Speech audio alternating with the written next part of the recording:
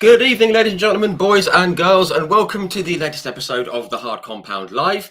For those of you who don't know, my name's Rich and I run and operate the Hard Compound. We're a one-stop shop for all things motorsport, and we can be found on Facebook, Twitter, and Instagram. Primarily, we put out 3 written articles every day here in the UK, breakfast time, lunchtime, and in the evening.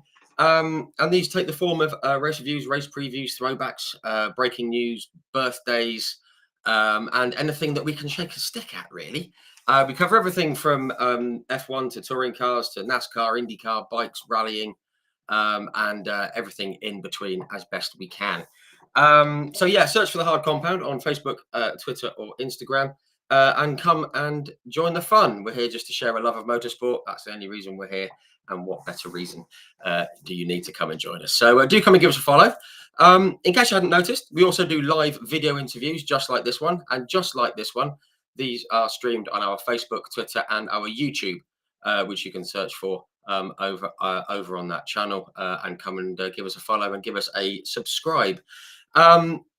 We've had some fantastic live guests in the past. I won't name them all because we've done well over 100 now. We're approaching 150, but just to give you a few names, we've spoken with the likes of Mr. Mario Andretti and Mr. Jackie Ix. We've had Hans Stux come on for a chat, as has Brian Redman and Chip Ganassi, Al Unser Jr., Ari Lyondike, Will Power, Alex Palou, David Brabham, Stephanie Hansen, Emanuele Pirro, Mark Sura, Mika Salo, and well, many others from the world of sports cars, F1, IndyCar, and the like. We've spoken to most of the British touring car grid, which is very nice, and we've spoken to some legends of the series as well, guys such as Steve Soper and Rob Gravett, John Cleland, Andy Prio, Gabriele Tarquini, Ivan Muller, Rickard Rydell, Jason Plato, Matt Neal, and many more. We've also spoken to some people who are involved in broadcasting. Paul Page, the voice of the Indy 500, he's come to join us. As has Tom Gaymore from Sky Sports IndyCar. Louise Goodman has come on for a chat, and David Addison, among others. And that leads us nicely onto our guest this evening. He's also involved in broadcasting and commentary, and he's one of the people without whom we'd just be hearing engines, and we like to hear insights as well. So we're going to bring him in now. He'll be very familiar to anyone who's tuned in to the British Touring Car and the TOCA races on ITV Sport and other series as well, which we'll go into, Motorsport UK, etc. So we're going to bring him in right now. So without any further ado, please join me in extending a warm welcome to Richard John Neal. Thank you, Rich. How are you? I'm very well, Richard. How are you? Yeah, very well, thanks. Thanks for inviting me along. It's really kind of you. Well, thank you for saying yes. We always, it's always good to hear different stories from within motorsport, on track, off track, and people at different stages of their careers and all that. So yeah, very grateful to you for coming on. I know you're driving around all over the place a lot of the time. So thank you for squeezing us in. That's a pleasure. Yeah. And a surprise, because nobody usually wants to hear what I've got to say, so that's really nice. Well, as I was saying off air, this is why I like to get interesting guests on, because otherwise it'd just be me, and no one wants to hear that.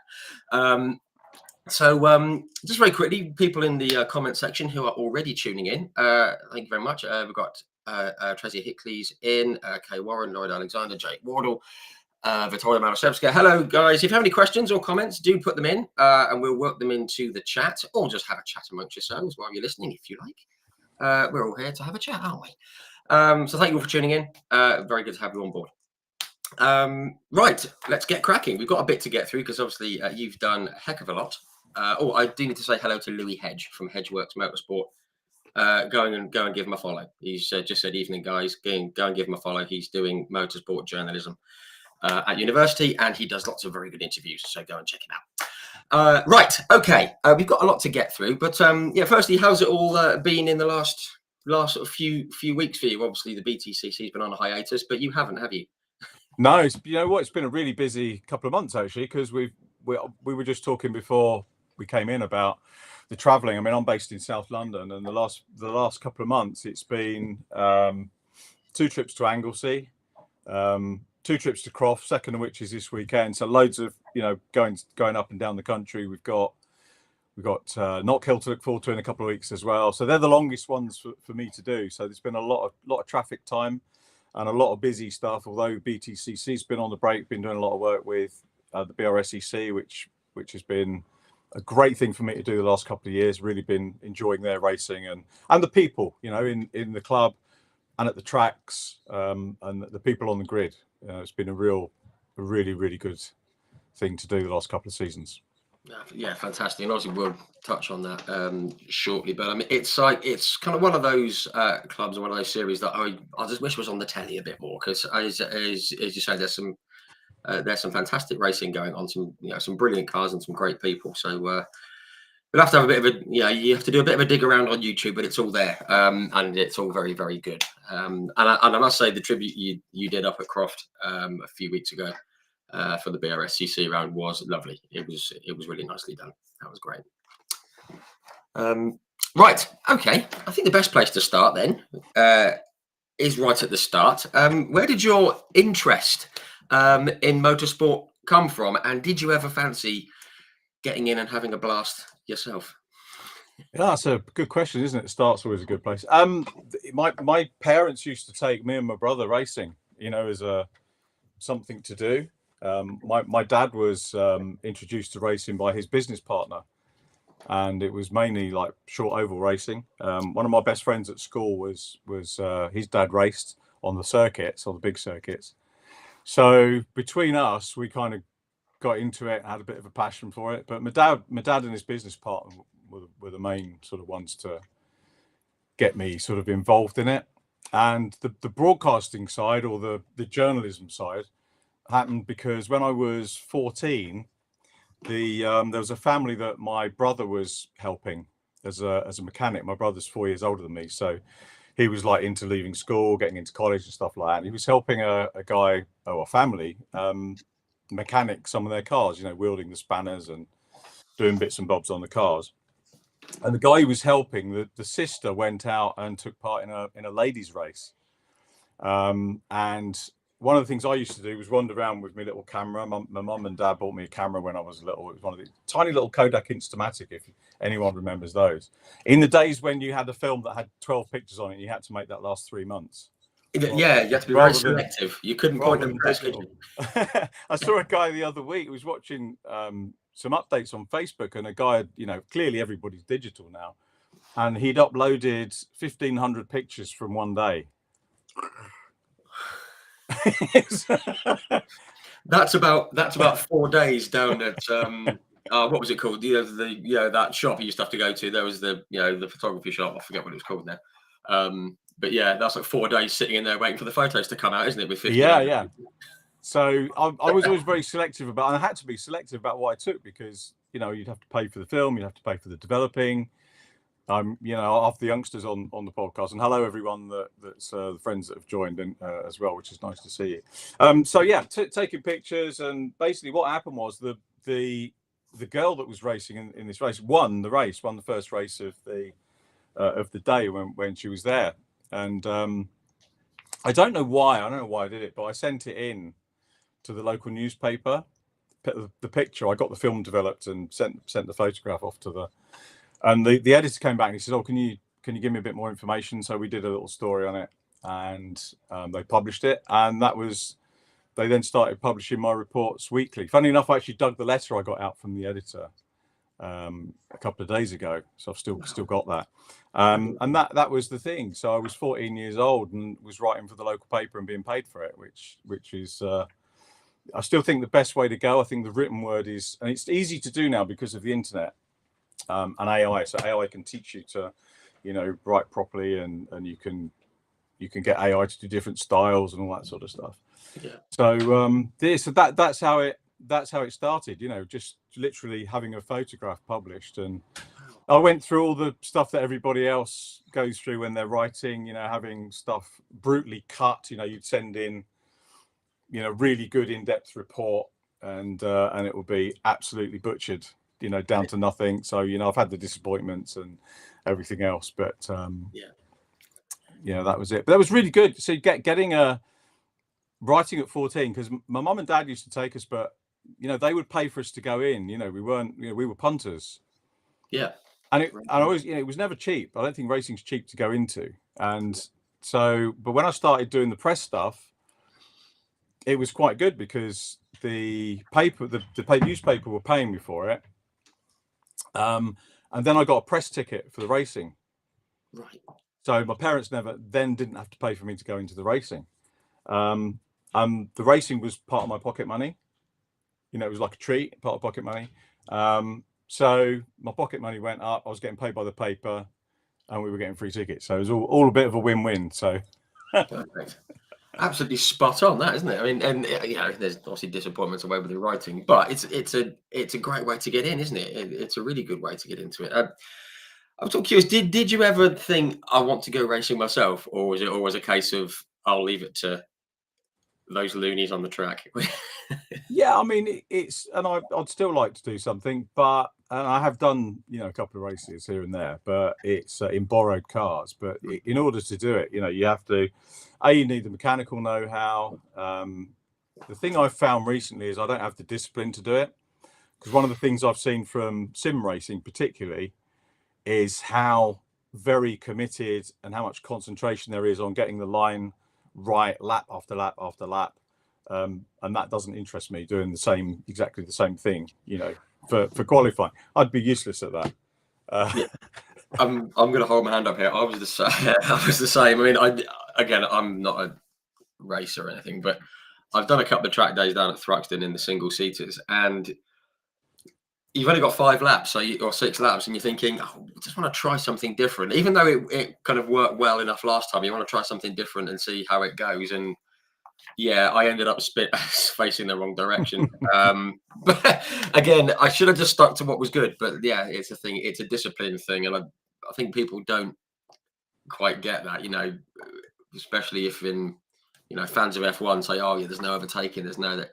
The actual concentration to be able to go that fast consistently with the discipline to take the same line every time.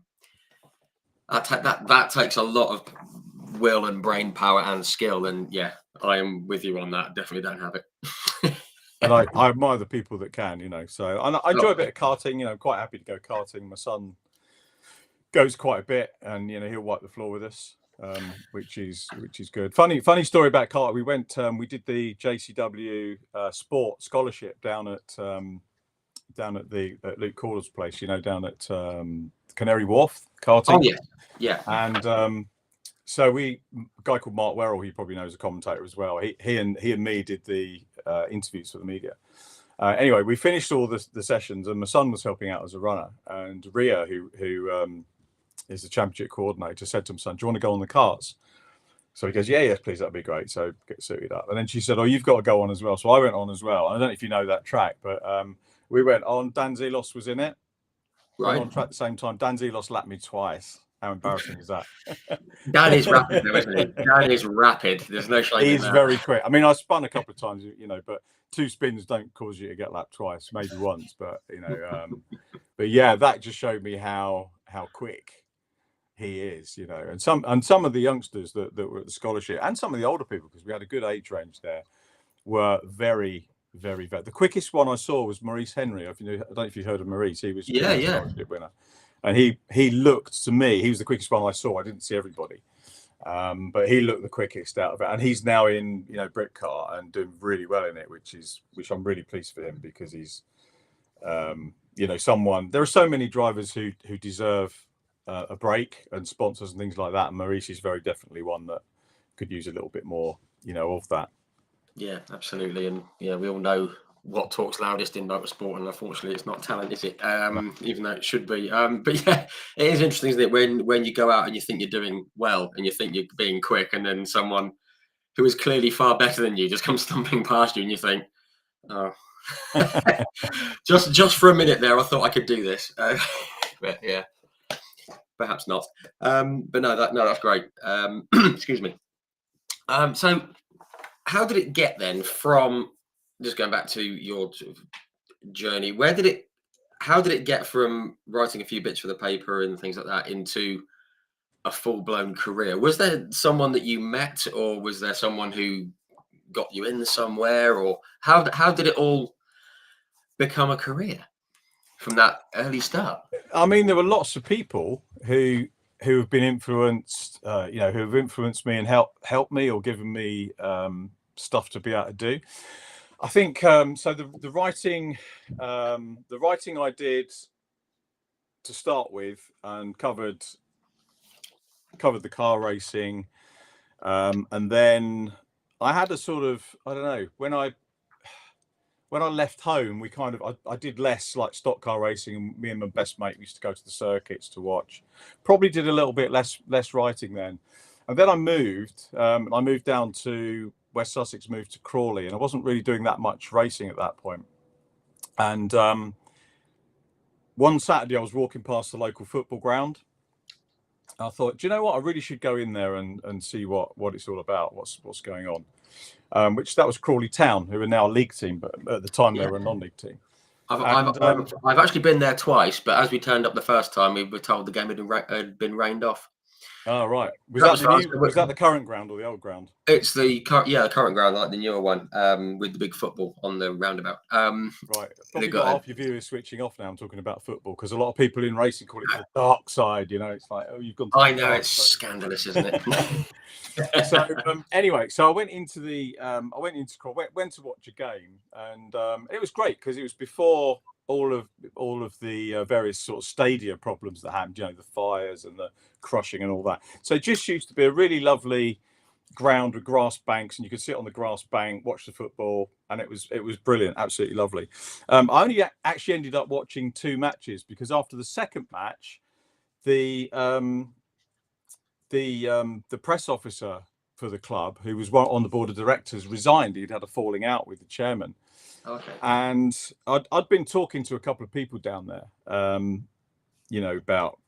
about what I'd done in the past and this, that, and the other. And I was writing the odd article at the time on car racing.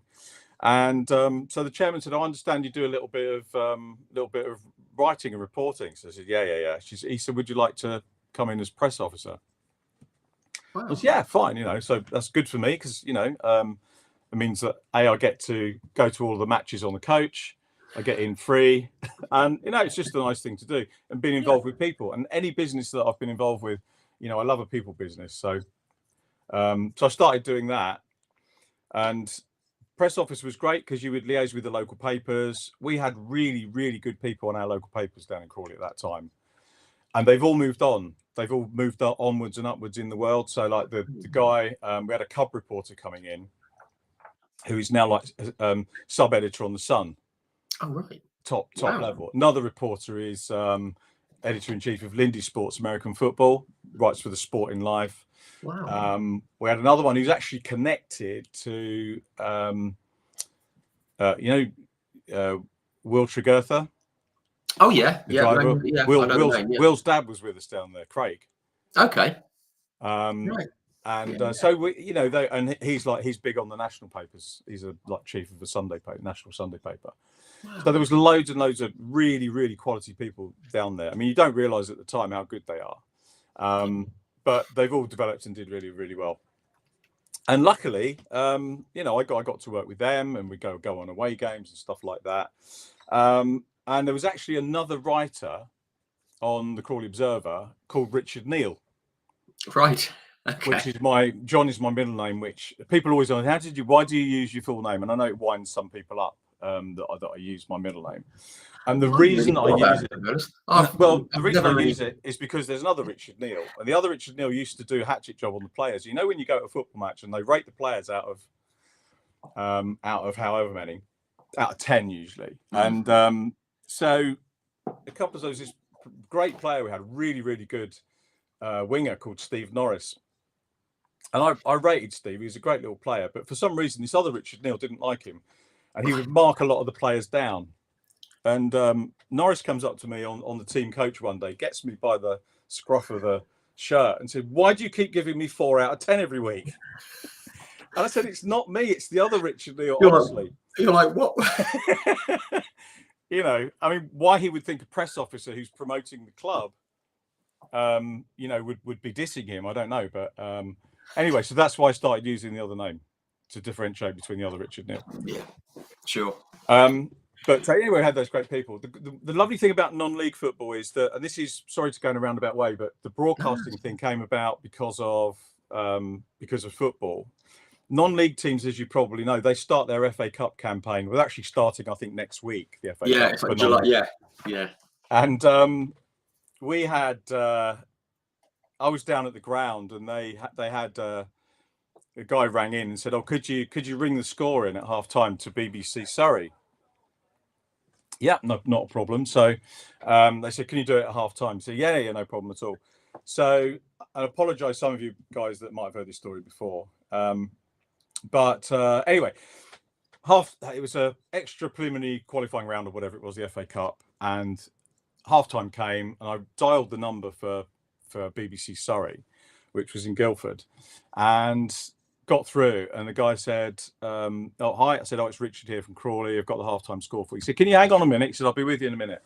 Put a bit of music on, and the music stopped, and he went, "Well, here we are on BBC Surrey, and it's FA Cup day in non-league, and with a report for the halftime report from Crawley Town. Here is Richard John Neal." So talk about being dropped in it. Wow! And all you had was a score, but essentially. Well, I had notes because I would have written a report, So I sort of, filed that off, and then he said, "Oh, can you do the same again at full time?" And obviously, full time, I did it again, but I was better prepared. Yeah. And at the end of we did the full time report, and he said, "Oh, can you hang on? I've got a couple of other reports to do." So I hang on. He did the other reports, and I don't know what he picked up. Maybe it was enthusiasm or something else. And he said, "Do you know what?" He said, "I don't think we're going to cover just the FA Cup anymore. We're going to cover you every week." So we went to being an every week reporter. So it almost turned into like an unwitting audition. Almost, it was. It was. Ben Edwards once said to me, he said, "You have to get a break, but you have to deliver." So I was quite lucky that I delivered, and I was keen on it. I thoroughly enjoyed it. And BBC were really great. I went down, and they invited me down to do some training as well. So there was like a whole load of us that they were using for different matches. So I actually became a BBC freelance reporter for the Beeb local, and we do Halifax games, and so we travel up and down. And the worst thing, Rich, is when you're doing two games at once. Oh, I bet. Well, not two games at once, but reporting for the two sides. So, for example, once I went to Woking and they were playing Halifax, so I'm doing BBC. I'm doing BBC Leeds and BBC Surrey, and watching the game. So you're watching the game, doing a little bit of a report, ringing up BBC Surrey, phoning the report in, and then going to do the Halifax one. And you have to do it kind of not biased, but you have to lean towards. Yeah, almost making it sound like they're doing a bit better than they are in some cases, and things like this. Sometimes. So. Wow. We did that, and then it kind of went a little bit further because the BBC stations were covering Crawley, the local commercial station got interested, and they were getting the ump because the BBC were taking sports reports, and they weren't covering any sports. So the local commercial station started doing it, and they did it bigger and better than the BBC. Of course, they came in and they were giving us more airtime, and then. The thing with racing happened because there was one weekend I was off, and the producer for the independent station was a guy called Rob Cornell. So he's one of the sort of key people that was really helpful for me. He's still involved at Wimbledon, and Rob rang up and said, "Oh, can you do a report for us next week as usual?" Da, da, da. I said, "No, it's my birthday. I'm having a weekend off." "Oh, okay." He said, "We'll get someone else." He said, "What are you doing?" I said, I'm going stock car racing." He said, "Oh, can you cover that for us?" Oh, so it kind of turned out to be a working birthday in the end, anyway. Yeah, and that was my first racing, not racing journalism, but racing broadcast. So I'd gone from like writing about racing to then covering it on the radio. Wow. How did you find that, going from the written word to the spoken word? Because there's a huge difference, obviously. I mean, you get a lot more time to think about what you're writing, don't you? Rather than you do. I mean, the BBC. When we did the training at Guildford, they just threw a picture up in front of you and said, "Can you describe what's on the picture?" And when I say training, it was more of an audition. So and you just talk about a picture. And that was what decided then, the fact that I could talk about a still picture, was what decided then that I could go and do their freelance stuff for Leeds and Wiltshire and Bristol and whoever else, So I suppose the ability was in that. So you just do it, don't you? You go in, you give it a go, and it obviously went well. Yeah, it was good fun. So yeah, I did that for a while, and then some racing stuff came up. I moved from Crawley to South London, and South London had, at the time, we had a South London cable TV station, which had a weekly sports program, and they covered football, and they covered all sorts of really, really good program, but they didn't have any motor racing. So I rang them up and said, can you not cover anything on car racing? And Deborah Ward, who was the programming director, said, "Oh, could you ping us a few notes over about what's going on in the area?" So I did that, sent it in. The next thing is I get a call from Deborah saying, "Actually, could you come in and be our guest and talk about, a bit like, you've invited me to be a guest." So I went in and we did a monthly motorsport slot. Wow. On this local cable station, and I've still got some of the videos, and they're terrible. I mean, people think I'm wooden now, but back then it was. I find that there is nothing worse than watching yourself back, especially the early ones. I mean, as I said before, I've had some great guests on, and some of those big names that I mentioned were really early on, like the 13th or 14th one, and I look back and I think that was horrendous. So, yeah, never watch yourself, but I don't do it anymore. I've given up. But I mean, that's fantastic though, that you actually got them onto that program switched on to motorsport and gave motorsport a bit of coverage, which is fantastic. And I guess from there, I guess it just kind of snowballed, did it? And it kind of just grew from there. And because obviously we now know that you're involved with ITV Sport and with Motorsport UK and things like that. I mean, did you ever think you were going to get to do it, for these big names? Not any disrespect to anyone that you were working for initially, but with ITV and Motorsport UK, I mean that's pretty big, isn't it? I mean, did you ever have designs on making it to like mainstream TV and things like that? No, I mean, the kind of the doors just opened really, and it's just something organic really. It wasn't. I think the only thing I maybe would have liked to have done was commentate at the tracks. Right. I did speak to the late great Brian Jones, once about going and helping him out. It didn't happen. So commentating at the tracks was something that I would have liked to have had a go at, and indeed I did in the end. But yeah, I never dreamt that be doing broadcast stuff.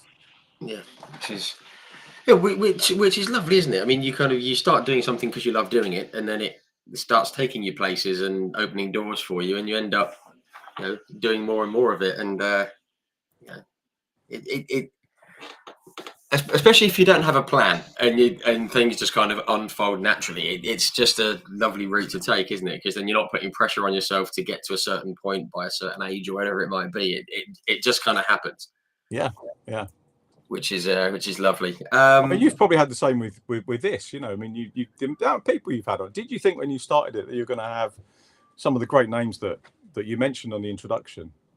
No, not at all. I mean, just very quickly. I mean, I just set this thing up as a hobby because I sort of hurt my ankle quite badly playing football, and I jacked that in. And then I just didn't really have a hobby for 2 or 3 years. I've always loved motorsport, and I just set this page up just to write about motorsport and share a love of it and whatever. And it was lockdown. I bumped into Rob Gravitt down the road when one of the lockdowns was lifted. And I sort of looked at him in his field in Maidenhead, and he looked at me as if I was an alien, as if to say, "What the hell are you staring at?" And I just sort of, and I basically messaged him on social media, said, "Oh, I was that guy staring at me." So I was like, "That's Rob Gravitt."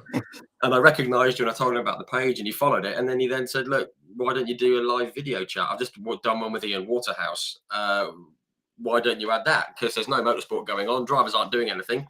And they might be up for a chat." So I just thought, yeah, why not? And it's gone a bit nuts. It was never planned. So as I say, it is nice when you end up talking to people, or I put a thing out about Ralf Schumacher in his recent news. Was it this morning? Was it yesterday? I think it was yesterday. And it's just it's just gone ballistic. I mean, I've had to have a few words with people for some of their, for some of their responses, which are needless. But yeah, and it says that like 18,000 people have read it. I was like, what? How? So, yeah, it's crazy, but yeah, it is lovely when it unfolds like that, and obviously it's evolved into a career for you, which is very, very cool. Getting paid for it, wonderful. I mean, just obviously as it stands at the moment, you're kind of known for doing, for covering things like the BRSCC stuff and the support series on the Toka package and stuff. Is there something that kind of draws you to those kind of series rather than really pushing to try and get maybe into like the World Endurance Championship or F1 or American IndyCar stuff? I mean, or is it just is there something about British motorsport that you like? It's what I do. Someone asked me that before, and it's just what I do. I don't. I'm not a huge fan of traveling abroad, if I'm honest. Right. Holidays great, but going abroad to work, going to airports really annoy me intensely. The whole process of baggage and waiting and delays, and I just I've been offered some I won't say what, but I have been offered a couple of times some higher profile work which I actually turned down. Right. I turned down a pretty much top level gig last year to go and do C1 endurance racing at Snetterton, and that was two reasons really. One, because I'd given the club my word that I was going to do it, and I don't mess people around.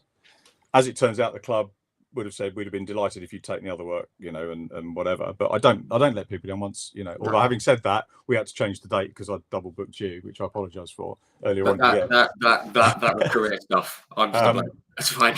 But I wanted to be at Snetterton. I wanted to do. We had the equivalent meeting last week, and I just love. I mean, I don't with TCR. I work for BRSCC, but I do the support, so I don't do TCR. Paul and Andy McEwen do those, and they do it superbly. But I do the support, and that's what I do with ITV, and I love that. I also love it when I get the chance to step up occasionally. Yeah. If someone in the team is away, I've actually done the BTCC 3 times, which has been great fun, and I've enjoyed that. But I like my boys in the minis and the F4, and the girls, of course, in the F4, because they had 8 of them, didn't they? They did. Record break. That was fantastic. So I had Chloe Chong on here a few weeks ago, and she's going places. She's obviously the results haven't been great for this year, but she's only about 12. Or no, she's 17, isn't she? And cool, talented. Yeah, she's got the right mindset. She's doing very well.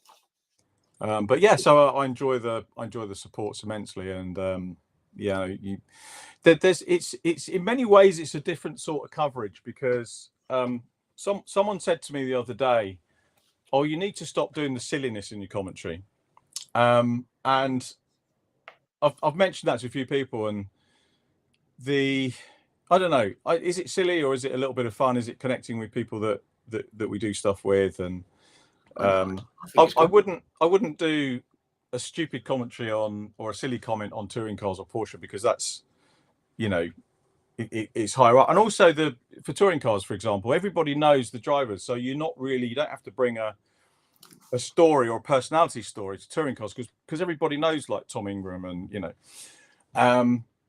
but with with Ginetta Junior, we tried to find something that you can tell people to maybe paint a little bit of a picture about them. I remember the one of the ones that I got hauled over the coals for was Andrew Watson, who's in touring cars now, and he was in Ginetta, and he rocked up once when someone's just said, "Keep the silly, you and Paul. Great comment, thank you." Absolutely right, Marion. It works for some people. It doesn't for others. But anyway, I was talking to Andrew Watson when he was in juniors, and he'd got half an eyebrow shaved off. And I said, "What's that about?" And he said, it was a bet, and I won a Mars bar. So he shaved half his, and so and I put it in, we put it in the commentary, because I think that car there, that kid in, and it just paints a little picture. It's only a little comment. Yeah. But I was told, the audience don't need to know that. Well, some people, maybe that's the case. But I tell you who gave me a really nice validation on it was you've been talking about Rob Gravitt, and Rob's with Sarah Green, isn't he now? Yes. Yeah. Who was one of my... Which was weird meeting her, because I remember watching her on Going Live when I was a kid. Very odd. Yeah. But yeah, she's lovely. Sarah's lovely. Absolutely. And I was talking about this with Sarah, at Brands in the Paddock, and she said, no, it's a great story. She said, and the audience definitely do need to know that sort of stuff. And she's a proper broadcaster, like Steve Ryder is a proper broadcaster. Yeah. And anyway, that's what I do. And if we try and get a little story about someone, that's what we'll put across, I think that's brilliant. I mean, firstly, you do the bits that you love doing, which is the nucleus of anything, isn't it? I mean, if you've got to love what you're doing, and if you want to do something over something else because you love it, then do it. And yeah. But yeah, all the comments here we've got Witold Maraszewska and Robert Lewis, and they're all saying the same thing. Keep the silly. Keep the silly and the shorts, especially in C1s. And Rob's the man with the shorts, even when it's raining. And absolutely. We've got a comment here. There have been times where I've sat here in stitches listening to you and you and Paul O'Neill, which is true, which is brilliant. It kind of adds. It just adds something to it, and anyone who doesn't like it, they need to lighten up a little bit, I think. Well, while we're talking about Rob Lewis, have you done your show reel yet, Rob? Because Rob is a very, very good presenter, and first time I worked with him, I said to him straight away, you need to go and do more of this. And it's been a couple of years now, Rob, so you need to get going, mate. Yes, yeah, sort it out, Rob. I do want to say actually thank you to Rob. I got a bit of stick for no real reason on the page, to be honest. And Rob sent me a message and said some nice things, which is always very nice to hear. So yeah, thank you, Rob. And it's a very nice chat. Very nice chat. We like him. And we've got Nicola Sim. She's actually close to Dom Wheatley, and she's a photographer. So go and check out her page, everyone. So go and check her out. Very good photos, and she's good fun as well. So brilliant. Rob has said it's in progress. There we go. Good man. There Rob, we are. Good man. But no, that's sort of great. And yeah, the little insights and the stories, because we not everyone knows about these drivers. They're obviously young drivers, and it's just nice to know about them behind the behind the scenes and the person behind the wheel, because we often see it's just a car painted a certain color and that's all we know. So these little stories are they're great. I'll go on, and here we go then. Roger Perham, I don't know if that's correct, sorry Roger. He says you must have fun with Paul O'Neill, and both of you don't go for the obvious one on commentary. We've got to talk about Paul O'Neill, haven't we? Because everyone knows him, everyone loves him. And we've all, I've spoken to him a few times. He keeps saying he's going to come on here, but he's too busy for me, which is scandalous. He must be great to work with. Hey, do you know what? Paul is, he's brilliant to work with. He's also, 100% lovely man. What you see is what you get. Absolutely. And he's been one in a line of folk that I've really enjoyed working with. The first person I worked with, my first one with the team was with Tim Harvey and Simon Hill, who Tim was extremely helpful and welcoming when I did the touring cars. Ben Edwards was doing Le Mans. I did that first time at Mondello. And then we had the supports to do with Simon, because Simon was doing the support commentary, which I sort of kind of do now, and he was the expert voice on it. And Simon again was like Paul, terrific fun to work with, and would have me in stitches a lot of the time with stuff that I can't broadcast here, it would be inappropriate. But if you haven't had Simon on, get him on. I've had Jake on, but yeah, I do need to. Simon was first time I worked with Simon. So we went to Mondello, and he made a point of meeting me at Gatwick, and we travelled together and talked things over. That's the kind of guy he is. He's very, very funny, but he's also very welcoming, and we call each other great mate. Like Smashy and Nicey. Do you remember those? And he is. I love Simon to bits, as much as I love Paul. You know, working with Paul is funny like Simon was. Both of them 100% genuine, nicest people you could meet. And then, of course, you know, I worked with Phil Glue for quite a while. Phil's been great to work with. He does a little bit more on the coaching side now, so he's not in the box with us as much as he would like to be, which is a pity. But then that's opened the door for other people to come in. So, you know, obviously we've got Jade Edwards now, who's come in. Jade's been fantastic and she's got such a great broadcasting career ahead of her. And you know, what a pleasure to be able to work with her on, you know, on those races. I've just seen today she's had, because it was going to be a couple of rounds, wasn't it? And it's been extended to the rest of the season, which is great. Which is fantastic and thoroughly deserved. I think it's been great having her on the TV.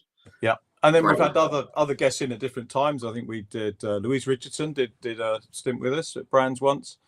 I think Louise was like really short notice. Somebody couldn't get in the track because the traffic was bad. So Louise literally dropped everything to come up and work with us. She did well. Wow. Obviously, Lydia Walmsley did a guest stint with Alice Powell's done a few races with us as well. Max Coates stood in for us at short notice one time. Did I mention Lydia, didn't I? You know, and I seem to remember Jamie Caroline. Did Jamie did he hop in? There's a laugh there, and I like that. Yeah, Jamie and me went to the same school, obviously about 40 years apart, but you know. Okay. I went and did a talk at my school, my old school, just before COVID, and again it's funny they've got quite a few sort of, you know, people that have done well there, and the headmistress there was talking about racing. She says, "Oh, you'll know Jamie Caroline." I said, "Yeah, I get to work with Jamie, and he's won this and that." And Jamie, by his own admission, wasn't around much at school, and I think when he was, he maybe caused some consternation. But do you know what? They loved him. They absolutely loved him at that school. Like a lovable rogue. They're a lovely family. You know, they're really good. I used to work for his granddad and watch his granddad race, and then did a bit for his dad, and you know, so sort of 3 generations of him, and yeah, he's been great as well. So whoever ITV throw at me in the comments box, I'm always more than happy, because it's another sort of friend that you make and someone else that you can explore. And I think the relationship with everybody is different. You know, you'll have a different working relationship with everybody. Lydia was really funny. I don't know if you saw the clip where Lydia was at coming to one of the Thruxton rounds during COVID, and she was really thrown in the deep end. You know, she sort of, the program editor at the time had certain criteria to meet, you know, for a co-commentator coming in. Have they won in anything? Have they done it before? You know, are they knowledgeable on what they're going to become? And so we ran through that, and Lydia had obviously won races in Coopers, which was good. And she'd actually done a sim commentary with me during COVID. Right. So I said to the editor, if you want to hear what she's like, go and find the sim commentary online, or send you the link, and then you can hear what you think. So, but he didn't do it. He didn't actually watch it, but she did really well. Anyway, we got to the end of the Cooper race at Thruxton, and Lawrence Davies' team, LDR, were pushing a car off the grid that caused the red flag. And Lydia just came out with this completely random, "Oh, look, a team of bald people." And I said, "Lydia, you know, the bald community could end up being really offended about this." But it was great, because she just came out with this. That's fantastic. If you made a comment about a different group, you know, it might have been, you know, would have definitely been wrong. But you know, us baldies are still fair game at the moment. So It's you can pick on certain people, can't you? There's some things you can do. I can't say anything about ball, because I'm sort of. You're not part of the ball community. I'm catching up. And I've just seen someone laughing in the comments has put a laughing emoji. Colin Peach down at Thruxton. He won't thank me for saying this, but I think he's a member of the community. So I can see why you're laughing. But yes, Colin, good to have you on. But each person brings their own thing. So you know, like Lydia just popped out with this real sort of funny comment, and she was really, really good. And you know, I haven't worked with anybody bad. I've always enjoyed with, you know, but going back to your original question, Paul is a complete diamond. He's the guy that I share the comms box with the most at the moment. Lovely guy. But I wanted to mention the others because they've all been great as well. Yeah, of course. We can't just single Paul out. Yeah, he's a good bloke, and he said he was going to tune in tonight if he can. So if you do see this, Paul, hello. Good to see you. Let's have a quick look around here. What we got? Oh, I've just seen the team from the guys from the Two Meter Legends team are in. I guess that's James and Den Devlin and you guys. Hello, guys. We had James on a couple of weeks ago. Absolutely brilliant what they do and why they go racing. Obviously, they go racing for to raise money for motor neurone disease. So do go and check those guys out and make a donation, and you might win a very nice glass table with the Two Meter logo on it. So there you go. Go and do that. Yeah, great guys. We'll come to Legends in a minute. Actually, that does lead us on nicely to some of the series that you cover. Just to hand pick a few. Just get your sort of thoughts on them and why you love them so much. And what I want to start with the BRSCC because we've kind of touched on it before, but as you said, they're just good people and they're some great cars, and people might not be aware of the series. But it's terrific, isn't it? Mega stuff. I mean, it's been lovely to work with them again. I've done bits and bobs sort of on the periphery for them for a while, but the current sort of stint came about again sort of after COVID when we were doing I don't know if your viewers kind of know what happened during COVID, but we were allowed obviously to go to tracks when they were closed, but we weren't allowed out of the broadcasting compound.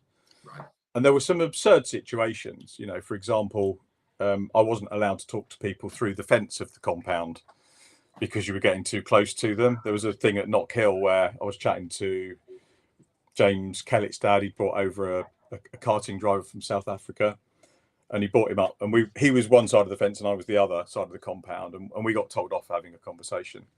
And they moved the fence back. They said nobody's allowed near the compound. And then, of course, I saw Lee, which is James's dad, with this driver in the hotel the same night, and we were in the bar together. You know, so there were some absurdities. But having said that, I just want to say ITV have the very highest duty of care. They looked after us right the way through COVID and were magnificent. But everybody had absurdities in COVID. When we were doing the last round of the F4 in the first COVID year, and again, this all comes back to Brian Jones, really. We were commentating on the last round. We was commentating on the Saturday in case the championships wrapped up. So we do a little bit of streaming on the Saturday. And we'd had a delay on the F4 race. And I was just waxing lyrical about, you know, the leaves were starting to fall and all this kind of thing. I said, it reminds me, commentating on F4 reminds me of being a spectator here and watching the Formula Ford Festival over the years with the great Brian Jones doing the commentary, which we used to sit and love. And I was talking about how Formula Ford had developed into F4, and it was the current thing. And Esther Crook, who was the championship coordinator and the coordinator of the festival, was listening. And on the Monday, she pinged me on social media and said, "Would you come and work on our 50th festival next year?" So I was booked a year in advance. It's the most I've ever been. But people say, how are you booked? I usually say I'm fully booked until tomorrow. But they actually booked me a year in advance for the. There's another story there I could whitter on all night about it, but I got to do that. But it wasn't commentary. I ended up doing the presenting.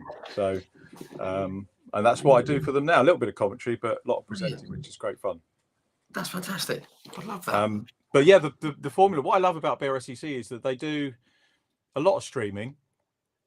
At the moment, they're working with all of our program content goes out thanks to a company called Alpha Live, who sort of came up through the ranks doing karting coverage, and they are lovely people, extremely good at what they do.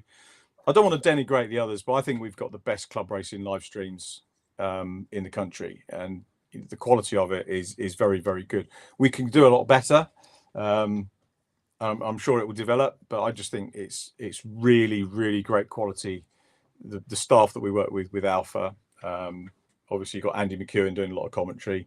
Paul comes in and does the TCR with them. Scott Woodwist does commentary when Andy's not around. We've got Rob Lewis doing the C1 presenting for us at the weekend. It's just such a really good team. And then you've got the likes of Luke Austin who runs it. Great camera people. We had a guy called Johnny who looks after me. another camera op, Laura, who's really, really good. And they're just really nice people, and they're nice people to spend time with, and they care about what they're doing. And yeah, just a really, really good thing. And the great thing about BRSCC is they give all of their formulae a chance to get on the live stream at some point in the year. So if you watch us, you'll see one weekend, you'll see the Hickford Construction MG Metros. Sometimes you'll see the Zeo prototypes, like the sports prototype club races. Obviously loads of Mazda racing. They've got three classes of Mazdas. The Fiestas, which are fantastic, the junior and senior Fiestas. The revelation for me this year is the 150 Fiestas, the older Fiestas. The older, yeah. The BRSCC have sort of morphed their old XR2 championship into the ST150s, and that's just been, and the people have been lovely. I covered a couple of rounds, and then people like coming up and chatting and really, really friendly, and have big grids, great racing, and it's just all there. They just have lots of stuff. We had the modified Fords at the weekend at Snetterton, who are a guest. They race with MSV sometimes, and we've had Mini Melia as well with us, yes, with BRSCC. They are great. And the classic and modern sports car club, the old Bark Southeast, which run themselves, with likes of, with Rod Burley and people like that, and the Intermark Silhouettes and things like that running. So really, really good club racing atmosphere, great people, and a real breadth of different formulae that are covered. Oh, Fun Cup as well. I know Jamie will be telling me off if I don't mention Fun Cup and C1s. Fun Cup is, I love it. It's terrific. I'm a big but that's just lovely. I mean, it's not just about the racing and the different formulae. Again, it comes back to the people, isn't it? And that's the thing. I mean, it's the people that you work with and people that are involved, and they do it because they love it, and that's the best. That's the best. Well, I guess it's just a nice bonus, isn't it, when you've got lovely people around as well as what's going on track, which is terrific. Without a doubt, yeah. I've just seen Kevin Nichols on Facebook. You said that the live stream with the BRSCC is top quality. Absolutely right. Yes, very good. And yeah, you said about the old Fiestas. I actually saw a bit of those a couple of days ago, just watching back on YouTube. Great stuff, brilliant stuff. Mainly because it was the kind of age when I was a bit younger, and I remember the cars very, very well, which is always nice. No, great stuff. I did see in the comments, where are we? Oh yeah, ASCAR and pickups. I saw the pickups racing at Speedfest at Brands. I think Matt Simpson, obviously ex-BTCC driver, was in there. They're brilliant as well, aren't they? They're a cracking series.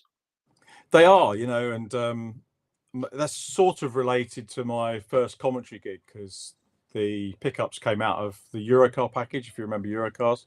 Yes. And again, I started off as the support commentator on Eurocar. So with supports at the time with the Legends cars, we had the VW Beetle Cup, and we had Formula First, and then guest Formula coming in as well. Blimey. I remember Formula First. I remember seeing them at Brands Hatch in about 1991, I think. And someone did an end over end sort of flip, and I remember saying to my dad, "Oh, can we go down and have a look?" And my dad just said, "Absolutely not. That's not what racing's about. It's not about crashes. Do you really want to see someone's head rolling down Paddock Hill Bend?" And I just went, "No, Dad, sorry." And so that was where that kind of, you go to watch racing, not for anything else. And that was a Formula First race, and I remember it very, very well. They were cool looking cars, had a little fin at the back, I think I remember. Anyway, waffling. Formula First started in '88, if I recall. You're probably right. Which is probably right, yeah. Yeah, it's about that kind of time. You touched on Britcar earlier on. Again, another terrific series. When it is covered on TV and YouTube and stuff, it's always a terrific watch. And again, it's just full of really good people again, and obviously slightly longer races, the endurance side of it. Again, it's one of those that we'd like to see more of. Well, I certainly would like to see more of on TV. But if everything that I wanted to see on TV was on TV, then they'd have no room for anything else. But again, it's a cracking series, isn't it? It is, and I was lucky to work with Dragon Sport, who are in the saloon part of it, the British Endurance Series. Done their scholarship the last 2 years, And Reece Lloyd, people get fed up with me saying it because I was saying it on the stream for the C1s at the weekend. What a generous guy he is. You know, he ran a scholarship, and there was going to be one winner. And Reece has just surrounded himself with loads of people that he's met through the scholarship. He didn't intend it to be a networking exercise, but that's a really insipid thing to call it. But he has made so many great friends and contacts through it. Wow. And he's such a generous man. You know, he first year he gave out, instead of giving one prize, you know, he gave test drives to the other people. Did the same again this year. He's bringing people into C1s. He's got ambassadors, and you know, absolutely lovely guy. And you know, we did the media judging did with his wife Caris, who again is a fantastic character. She wouldn't come and interview with us at the weekend, but she's on. If any of you watch Four in a Bed on Channel 4, which is about bed and breakfast, it's not about anything else. It's good. Yes. Disclaimer. They're one of their establishment, because they've got holiday lets down near Pembrey, and they've just been filmed for Four in a Bed, so it's going to be on next year. And Caris is she's great, Reece's wife, and they're just super people. We'll definitely check that out when it's on. Keep do a series record, make sure we don't miss it. Yeah, and again, that's the thing. It always comes back to the people, which is lovely. Yeah, it's the people involved that do it. I just want to say, Devlin from he's involved with the Two Mater team, as I said, from Legends, and he just said there's an awesome amount of club racing in this country, and I wish more people turned out at the track to watch it. Absolutely right. Absolutely right. I'm gonna turn the light on because I'm looking a bit dark. Yes, that's just popped up. And just there we are. And just on the subject of that, obviously I would love to get to more trackside stuff myself, and I would, but I've got two young girls and they keep me very busy.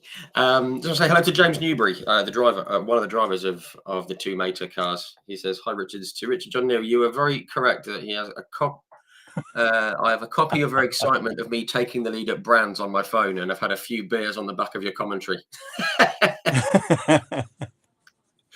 Yes, he actually mentioned that in the chat the other week, and I said that you were coming on, and he said he's going to come on and shoehorn that in there. So well done, James. You've got it in. Good man. Just got, what else have we got? Okay, yeah, single seaters. When I touch on these, GB3, GB4. Obviously, people may instantly go to F4 and F3 and things like that. And there are similarities, but as you say, it's kind of morphed from the Formula Ford era. And I remember when Formula Ford was a proper big deal. And if you did well at the festival, you were springboard up to much bigger and better things. Again, just another really good series with really, really good people in it. And it's well run, isn't it? It is, you know, all of them at that level are. F4 just had the record grid, so you know they keep building and getting better. Extremely inclusive. We mentioned, you know, the 8 girls that are running in it this year, which is great. Abby's had a win, so that's, you know, good for them. If I'm mentioning Abby's win, I need to mention Alicia Palmowski winning in GB4 as well. Yes. Off the front, you know, double pole, 2 wins and a second. You know, Alicia is without. I don't know whether she's getting the same amount of press as the others, but she should be. And I think, you know, Chris Hodgetts is looking after her, so I think she will go far. Yeah, I think she did well. Was it at Silverstone? Was it last 10 days ago or so? Something like that. Was it Silverstone? At Snetterton a couple. Yeah, that was where she got. Sorry, yeah, because I spoke with Chris Whitty at Goodwood, and he said he was heading up there, and then I saw he was invited to go and give out some presents and stuff. Well, the subject of Chris Whitty, I need to thank him and Kenny Atchison, who got me some tickets for Goodwood and for this T-shirt, my favourite sports car ever. So thank you very much, Chris and Kenny. But yes, yeah, Alicia's very, very, very good. She's gone from Ginettas into single seaters, and as you say, she's she should be getting a bit more press and a bit more coverage. I think everyone who's worked with her is very impressed, aren't they? They are, yeah, and you know, I kind of know her because she obviously won the scholarship, and she's really funny because she's like Paul. She will give me a lot of stick when we give each other a lot. She'd be a great person to commentate with because there's a bit of taking the mickey out of each other. going on. Wouldn't be So good. if Jade's not available, we should get Alicia in. Yeah, she'd be really funny. Yeah, And of course, she's done. She ticks the box because she's a winner. She won the scholarship. She's won races. She's quick and quick on her own terms. Like Jade, Jade Edwards won in the BRSEC Mazdas back in the day. She's a race-winning driver, as Alicia is. So but yeah, she's a cheeky little minx. Is Miss Pomofsky, and her mum and dad are as well. They're great people as well. But she gets it from her mum. Her dad's a little bit more grounded, Martin. But again, two of the great people I've met through scholarships and the Ginetta scholarship I've done for 8 years. Can't do it this year, unfortunately, because it clashes with the BRSEC finals. So I'm at the BRSEC finals. But I was talking to Lawrence Tomlinson, if that's not name dropping. We was at the Ginetta Festival, which I was covering, and I had a really, really long chat with Lawrence. We did an interview, and then we sort of did some more off camera. Not that it needed to be off camera, but Lawrence was saying about the reach that Ginetta has had and the influence Ginetta have had in motor racing. And I've said, well, it actually goes further than you realise, because with the scholarship, we meet a lot of young people. So I've met, we meet 70 people a year. So I've met very nearly 600 people through the Ginetta scholarship over the years. Wow. And that's just the youngsters, plus the parents. So, and I've said, not all of them will go and race Ginetta because they simply can't afford it, and there wouldn't have been room for them. So I said to Lawrence that your reach extends actually further than you think, because, and one of the examples I gave, there was a young lad who did the scholarship called Tudor Nikita, and didn't hear any more from him after the scholarship. Lovely guy, lovely family, and then we were at the BRSEC's Driven by Racing event, which is like a promotional event that run in November now. And Tudor was there, and he went, "Oh, hello," and his mum and dad were there. "Oh, nice to see you again. Haven't seen you since the scholarship. Oh, how you doing?" "I'm great. I'm sim racing, and I'm joining the ranks of the Fiestas next year." So he's in the Vinyl Detail Fiesta Championship. Brilliant. So, and lots of people like that, will come through the Ginetta scholarship. They don't have the budget to go Ginetta. They can't. They weren't able to do it, but will carry on working and then come and race in something else. So you meet so many people that have this sort of Ginetta intro into racing, and Lawrence didn't realise that there are all these other people that we meet, and he said that's really good to hear. That's lovely, isn't it? And especially if he's not aware of it as well. It's just sort of it's just a nice little, I don't know, like a nice little pat on the back, I guess, or one little, just something that he's helped to facilitate, which is lovely. Excuse me. Sorry. I think the Ginetta reference, I mean, that kind of brings us on to the TOCA package and some of the series and things like that. There's a lot of BTCC fans, me included, that miss the Ginettas because they're fantastic racing, great people, relatively affordable, not to everyone, of course. And I mean, I actually said this is like an unpopular opinion. It turns out that some people agree with me, which was nice. I think the Ginettas are better suited to the GT support just because of the driver progression. It's staying in the GT world, but they must have been great to do some commentary on and to be around when they're on the TOCA package. They were, it's built that relationship. We were working with them. Not only did do the scholarship, we were doing media training with them as well. So we'd go up and we did a couple of Ginetta summer camps. So what they'd do in the summer holidays, they'd have 3 or 4 days where they would do media training, driver training at Blyton, bit of fitness coaching as well. And they have a really good guy, Richard Chessman, who does their fitness coaching, and then all the driving coaches that are really, really good. We did a bit of media. And there was one really funny one, actually. You always start off, you interview the young people up front. And we were sitting there, we were interviewing, this little French lad comes in, and my son was there, actually, because my son used to, when he was at school, we used to get him, summer holidays wasn't a problem, but he'd always help me with the scholarship and do it as work-related learning, any excuse to get out of school, But anyway, summer camp, we were there, and there's this French lad walks in and stands in front of us, and we're interviewing him. He said, what's your ambition? And his hands on his hips, and he looked straight at us and said, Formula One. Now, a lot of youngsters come in and say that they want to do Formula One, but this lad was so actually convincing. Yeah. And he's now winning the F2 championship. Right. Okay. Hajar. Wow. Isaac Ajar. Yeah. So, and he was there with us, and there wasn't anything I could teach him about media. He was there for fitness training and media, and couldn't teach him anything, but he was very good. And it's really lovely to see, and it's a nice thing to tell people that go on scholarships. You know, because he'd been a Formula One test driver last year one weekend. So when we had people coming in for the Ginetta scholarship and the Fiesta Junior scholarship last year, we could say that table down there, we had a Formula One test driver in here a couple of years ago. So Wow. Don't. Never be intimidated, and don't think that you can't get somewhere because, yeah, sure, Isaac's got loads of money behind him, but at least that path is there.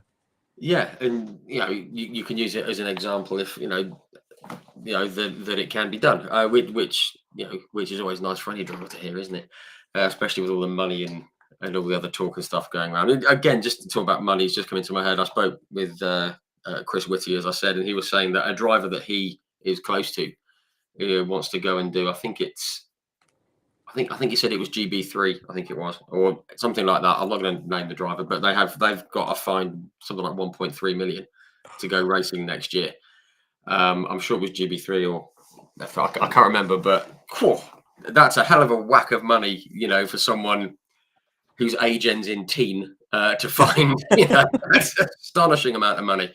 But if it can be raised, then obviously there is a path there, whether it's through that way or through Ginettas or whatever it may be from scholarship, which is great to see. Just quickly, we talk about doing commentary on Ginettas. I spoke with David Addison, who's been on last year, and Tom Gaymore, who does the Sky IndyCar coverage. And they said that what people don't realise is that what you hear on the commentary, they've always got a producer in their ear or someone in their ear saying, do this, talk about this, you're going to go to a break, you're going to come back, we're going to show this, we're going to show that replay, etc., etc. Tom Gaymore saying he's listening to the IndyCar coverage in America and when they're coming back and being... Do you get that? And I mean, I'm sure you do. And how difficult is it to commentate on what's going on with your notes and what's on the track with someone in your ear all the time? Funnily enough, I don't know whether he does it now, but when David started with us, he had them switched off. I don't know whether, and then they would use talkback. So if they wanted to tell David to throw to a break or throw to Louise or Steve or whatever, they would push a button and talk to him. But I don't know what he does now, so I can't speak for him now. But I know he had it turned off when he started. But it was a weird thing because I mentioned my first go with the team was Mondello, and I'd done circuit commentary and I'd done a bit of radio, but nothing prepares you for going in a commentary box. And when I did Mondello, ITV were showing highlights of the weekend's racing, but the live portion was going out on, it was either Motors or Setanta. I can't remember which channel it was. I think it was Motors, and then it went to Setanta, and then ITV took it over live. I think that's the way it went.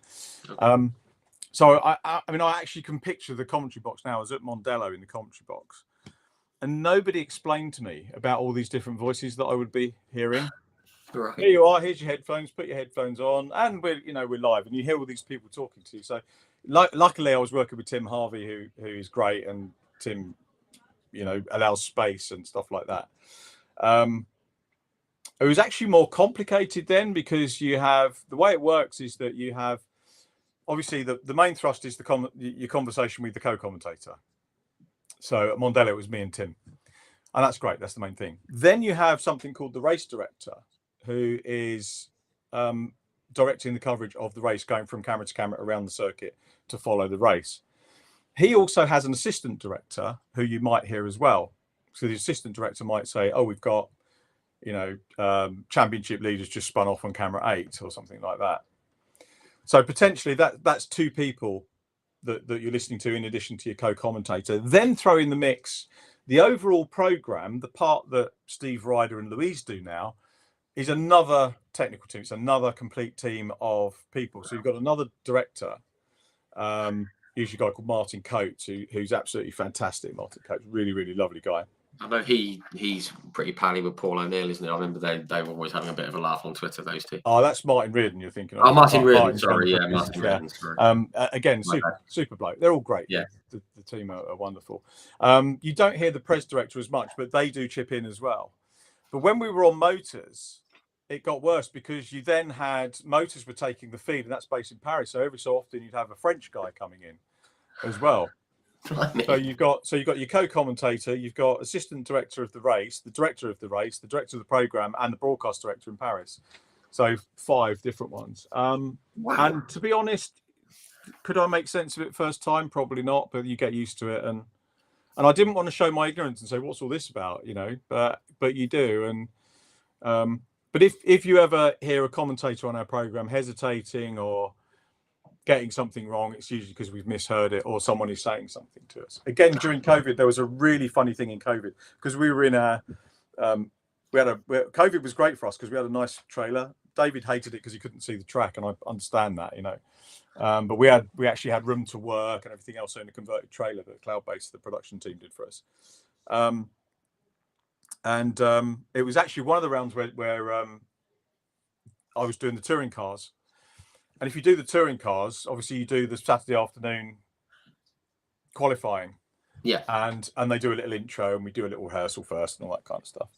And the program editor, the person that's in charge of the program over the weekend, rang me up and said, "Are you okay with everything?" And I said, "Am I okay to wear my glasses?" And she said, "Yeah, cool. Why would you worry about that?" I said, "Well, because you get glare, you know, on the." Of course. And she said, "No, it's fine. It's fine. Don't worry. Wear your glasses. It's fine." So I've gone on. We've done rehearsal, and yeah, all is good. And then she said, "Actually, this was with a couple of minutes to go for live on Saturday." She said, "Actually, can you take your glasses off because we're getting glare on them?" And I thought, well, that's why I asked her, because normally I wear contacts. Yeah. But if I've got an eye infection or something, you know. Yeah. So I've taken the glasses as I am now, by the way. People don't realise it. So. Right. Contacts this for that exact reason. So I got a lamp just there.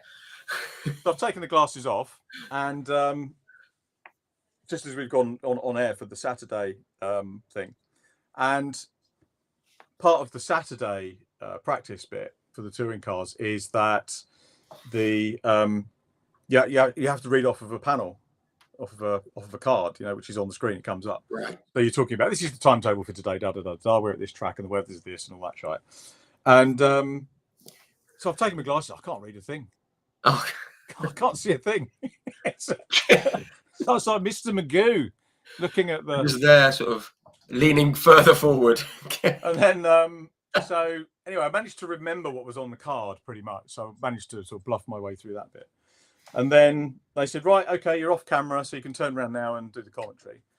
So turn around to the screen, pick my glasses up. Have you ever tried putting glasses on when you've got proper tight broadcasting headphones on? I was all over the place. Harvey's wetting himself laughing.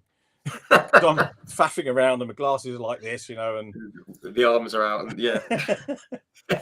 and then the next time we did it we had Comcam or commentary box camera on the Sunday, and I had my contact lenses in, so that was all right. So I could read what was going on the chart kind of thing. And again, it was a bit weird because Louise's office was like next to where we were, and the printer, because she was printing stuff, was right the way down the other end of the trailer.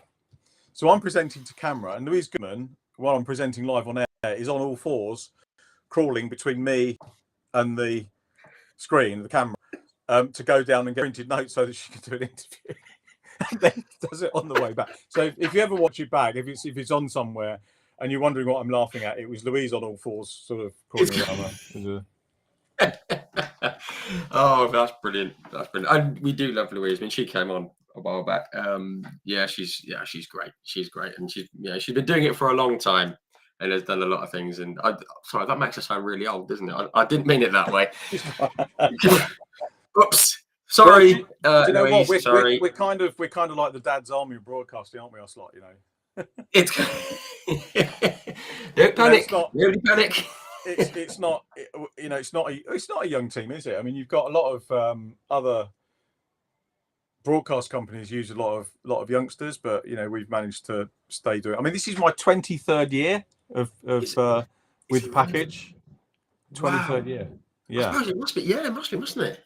Thinking back, goodness me, God, time flies, doesn't it? Time does fly. I'm just seeing a few things. Hang on, just quickly in the comments here. People are talking about funding and stuff, and BTCC not being cheap. Absolutely right. See now. I was to say hello to James Seal. He tuned in last week, I believe, with Abby Eaton. Hello again, James. Thank you for tuning in. Very quickly, I see that. Yeah, so I talk about this new junior series for 2025, and someone said, "Can you give us a hint at what it is?" Now, we don't want to do that. We don't want to go down that route because it's going to cause all kinds of problems. But it's good, isn't it, that we've got this new series coming in, whatever it may be. I saw, was it under the Chevron name? I believe was on the press release. It's another thing to look forward to in my book, and it should be good, shouldn't it? Yeah, definitely. I mean, I think we need some junior racing other than F4 on, because F4 you can come in and race at 15, but there's no upper age limit on it. So I think Abby Pulling's the oldest competitor. I think she's 22, maybe. Yeah, Not sure. Yeah, she'll crucify me if I'm wrong, but but yeah, we need it'd be lovely to have a junior for. I think everybody agrees that probably would have been nice to have had the Ginetta Juniors stay with us, but that wasn't me for whatever reason. So Ginetta Junior is as strong as it's ever been at the moment. I saw them at Anglesey a couple of weeks ago, and it was terrific racing. The same teams are doing well. You've got Elite Racing doing well, R Racing.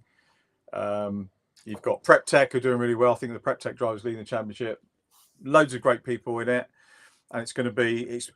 I always think now that the Ginetta Juniors are probably for the people that have got, that have the bigger budgets coming in from karting that maybe want to go international racing. Yeah, and the Toka Junior Series, I imagine, will be the people that want that coverage, because it's for sponsors. Being on ITV is a media purchase, so you're buying ITV media time, which is, it's the only. Ours is the only program that does that. It's the only program that's ever done it. I mean, what other championships have been on? You can't call it terrestrial TV now, but under normal television. Yeah. And cover everything. Nothing else does it. They do it on streams, but nobody else does it on linear. I think is the word we call it now, isn't it? Nobody else does it on that platform. Has everything covered on a Sunday. And sure, we don't do it on Saturday at the moment, but there is nowhere else probably in the world that covers the whole event on a Sunday at all levels. Yeah, which is incredible. Which I mean it's incredible in sort of like two ways. Obviously, it's absolutely incredible and brilliant what is done on a Sunday, because we can all see the racing and it's all there, and it's well, not for me, but usually it's sit on the sofa and have a couple of beers and watch the racing, and it's great, or whatever your tipple of choice is. And it's also incredible that it's not done elsewhere. I mean, even in other countries, even in the States, where you'd think there'd be a big market for that, with all the support races for IndyCar and NASCAR and all the little oval racing and stuff that they do. And it's amazing that it's unique, isn't it, to what we do over here with our little domestic championships, and it's fantastic. It is absolutely brilliant, yeah. Which is great stuff. Now going back to this other question here about the junior series. It's the two Meta team are wondering which series are getting dropped, things like that. I just going on to that, Legends, we'd all love to see Legends on the BTCC coverage every round. I'm sure we all would. I'm sure all the teams in the Legends series would love that as well. I spoke with Will Gibson on here a few weeks ago. I know he would. But it's just, cost and time and budgets of those involved and things like that. But Legends are fantastic. We'd love to see them, wouldn't we? Yeah, I don't know whether it would work as a full-time sport. So I was chatting to Colin Peacock that runs the Mini 7 Racing Club. We were at Brands last year because they guested with us at the festival. And I said to Colin, would you not like to come on the Toka package full-time?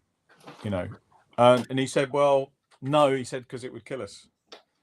Financially, it would kill them. And he said, at the moment, what we like is having Thruxton as our sort of premium event for the year, We know we're going to be there in front of a big crowd. They're all going to enjoy it. And that's it. He said, but otherwise it does cost them more money to go and race with, as I understand it, it costs them more money for them to go and race with the touring cars. And you could kind of see where it would go if Mini 7, Mini Miglia were on TOCA full time.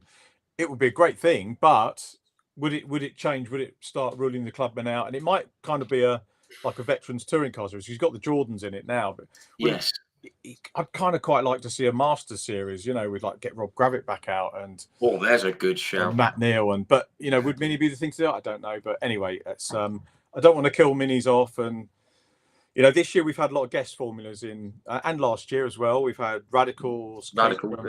We've got the classic touring cars, which are on this weekend, pre-66 cars, which we'll look forward to.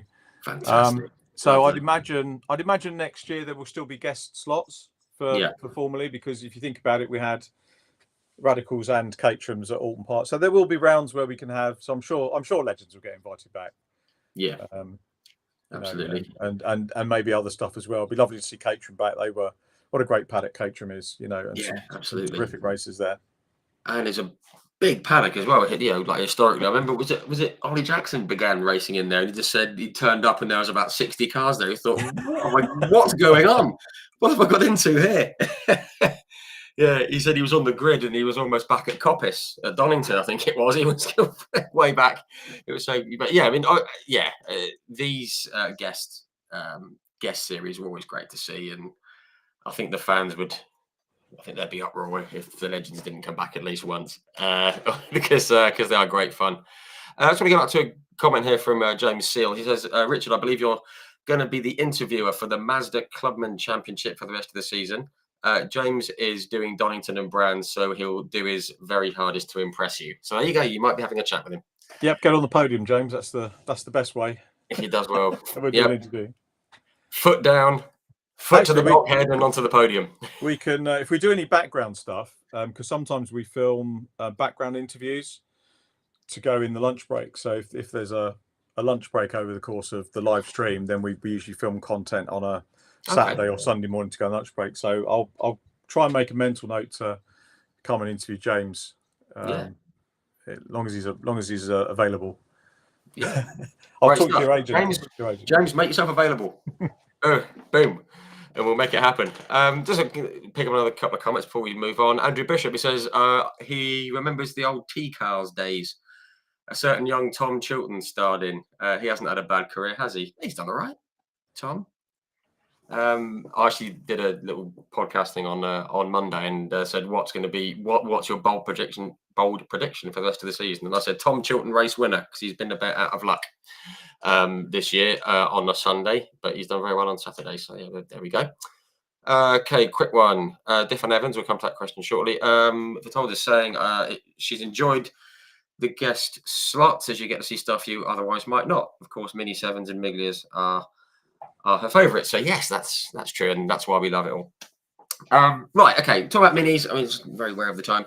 Talking about minis, the mini challenge, you mentioned Dan Zelos. We'd all love to see him move up to the BTCC. We all know, well, people may not know, and I'm not going to go into the details, but there's an issue with his main sponsor being a tyre company and BTCC being sponsored, well, using another kind of tyre.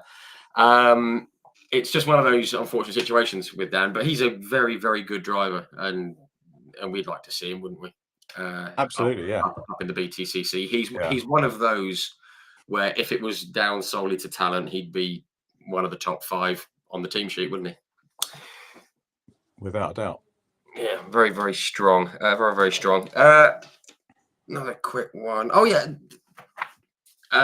We saw, was it Snetterton? Terrific battle in the mini challenge with Nelson King, Maximus Hall, Nathan Edwards, and all that.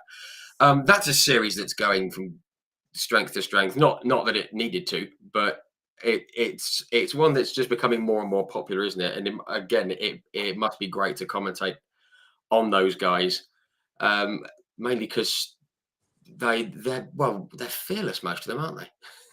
They are. It's a great support championship, and the competition. Max Hall, the guys that the thing that's the story for me is the guys that have moved up from Coopers this year. Obviously you got Dan still winning it, but what a great move the likes of Nathan Edwards and Maximus Hall, Tom Ovenden, Yeah, making the move up. And it shows two things. It shows, one, how good the Coopers are as a feeder formula to that. So, Anthony and Justina have done a fantastic job getting the whole sort of ladder together. And it also shows that the drivers can make the move. And it's almost like, I mean, for Nathan, his results have been so much better this year because he's not had to deal with as many mid-pack skirmishes. So he's had, I think touch wood, if I can find something, he's had less damage because there are probably less cars. It's a little bit more select in JCW. And last time out, got the 2 wins. So, absolutely superb for him. Great for us to see another winner. But where's that championship going to go? There's so many people that can win that. Yeah, absolutely. And that's what we like to see. I think that's why people love it so much. I mean, you've got the usual suspects who are going to be in and around at the front of things, but you never really know which way it's going to go and who it's going to fall for and things like that. And speaking of things not falling right, I want to give a shout out to Dom Wheatley and Bradley Gravitt, because those two guys, they always seem to be so close to getting a win or to being at the front, and something just seems to happen to them. And I've spoken to Bradley a few times. He gets incredibly frustrated sometimes, and I don't mean to throw him under a bus here, and I'm not going to. But he just says, "I just want a weekend where it just goes normal. It just goes normally, and he can just get on and let his racing do the talking." Because I think a lot of people are expecting a lot of Bradley just because of who his dad is, which is unfair. But yeah, those two guys, they have got wins in them, haven't they? Oh, without a doubt. And they're different backgrounds. Brad, when you talk to him, he's so switched on to the business element of it. I'm not saying others aren't, but he really enthuses about the business side of it. Yeah. Loves getting the people involved, and will add value to any sort of business association that he has or that comes to him in the championship. And then you've got the likes of Dom, who's comes from, his dad's a fantastic racer and a great engineer as well as being a great driver. So all these different backgrounds, and that's the beauty of motorsport, is you can bring different companies in. Some people will relish the commercial side that Brad will excel in, others will enjoy the engineering side of it that Dom excels in, and then you've got someone's just mentioned on the chat there about Lydia. I mean, little one driver team, and it's literally Lydia, her mum and dad, and another engineer. Yeah. And the results that they put together, without being in a team, nobody to share data with, absolutely amazing results. Yeah, it's unreal. And as Defana said in the comments, it was great to see her get that podium. And again, I did chat with someone on Monday about various things on the Toka package, and like Lydia came up and was saying if things could just come together for her to get into a team, she could absolutely fly, couldn't she? With team backing and data to be shared, things like that. Because someone actually commented on something a while ago, and they said, "Oh, she only gets attention because she's a girl." It's like, that could not be further from the truth. I mean, I think we're all guilty of it. Whenever we see a female on the grid, we think, "Oh, well, let's see how she does." Not in a negative way, just because there's not many females on grids, but she is properly talented, isn't she? She's a very, very, very, very good racer. Rich, it's a question. Yeah, people sort of level that, and they've leveled that at me for a while. Sometimes you get told off if you make too much of a female in motorsport. You get told off if you don't make enough of it. Yeah. ITV's general policy is that we're supposed to be gender neutral. Yeah. So, and I think to a certain extent we are. However, there's also a duty as a team of journalists to cover a story. Yeah. And at the moment, because there aren't enough females in motorsport, it is a story if someone like Lydia gets on the podium or Abby Pulling gets a win in F4. So we have to sort of tread quite a fine line, as Louise, bless her, if Louise is the biggest champion for females in motorsport, she's the only, well, she was before Jade came, the only female presenter on the team. Yeah. But no, it's right and proper. And I think, any coverage we give, if it encourages other females to get on the grid and give them the chance to do it, then we very definitely should have it. I think we what I would say to the critics is that we do have it in mind. We try not to over egg the pudding, but equally we have a duty to report a story, and it is a story if a female like Abby Pulling or Alicia Palmowski or Lydia gets a good result. And Lydia, the story was as much about the budget as gender. Yeah, absolutely. And so when there is another story in there, people still revert back to the gender thing, and it kind of annoys me because it's got to stop. There's other stories out there, surrounding female races, apart from the fact that they're female, and as you say, I mean, it's great that you guys cover it for those reasons and not for the obvious reason which people automatically jump to, which is great. It's great to see. Okay, just wary of the time again. Let's have a look. What can we pick up on? We've mentioned legends. The Carrera Cup GB. Now, we had a chat about this a couple of days ago, again on elsewhere. I think a lot of people are expecting people like Dan Lloyd and Stephen Jelly and guys who've gone from Porsches to the BTCC and back again. So basically, and I think George Gamble's in there as well and a few others, Ollie Jackson, to jump back in the Porsche and go and win it. And they haven't. And I spoke with Stephen on here a couple of weeks ago, and he said that the new car is so different. I mean, he thought he was going to come in and go, I'll be fine. And he got in the car and went, oh, this is different. And it's good to see that on a grid where there's so many young racers and experienced racers, the car is still the leveler, which is great, isn't it? It's a fantastic series. It was there was so much excitement over the closed season about Carrera Cup and the fact that so many good drivers were coming into it. And the numbers are down a little bit in BTCC. They are at many formula this year. It's nothing to do with any individual formula. It's the economy. It's just the way the world is. And the Carrera Cup, as I say, it was bubbling, wasn't it? All winter, I think, so and so's joining. Even like the likes of, I was chatting to Jack Butel's dad, and he said the excitement was tangible for it, and I think the product for him was better as well for his partners. I'm hoping he's going to be back. I don't know if he's back out this weekend. I've not seen the entries yet. Yeah, because he missed Thruxton, didn't he? Yeah, he did. Yeah, but they found it a much better, sort of better fit for their sponsors and the people that they're marketing with. The hospitality is mega. If you've seen the Porsche Hospitality Centre, which is beautiful, it really is a lovely environment, great place to go into. But the racing's been thing, isn't it? It's fantastic, absolutely brilliant. I say the racing's been good, and you don't quite know who's going to. But Porsche, for me, I've always liked it, but to me, it was a bit of a Harry King factor when he came out of Ginetta. People started watching it more and being more interested in it. It didn't become better with Harry King, but the people on the package suddenly started taking a bit more interest in it, which was great. Absolutely. And just want to say a quick note on Harry King. Obviously, he won at the weekend in Hungary, which is very, very good to see. Harry's a local lad to me, and I've bumped into him a few times. Absolutely chuffed to bits for Harry.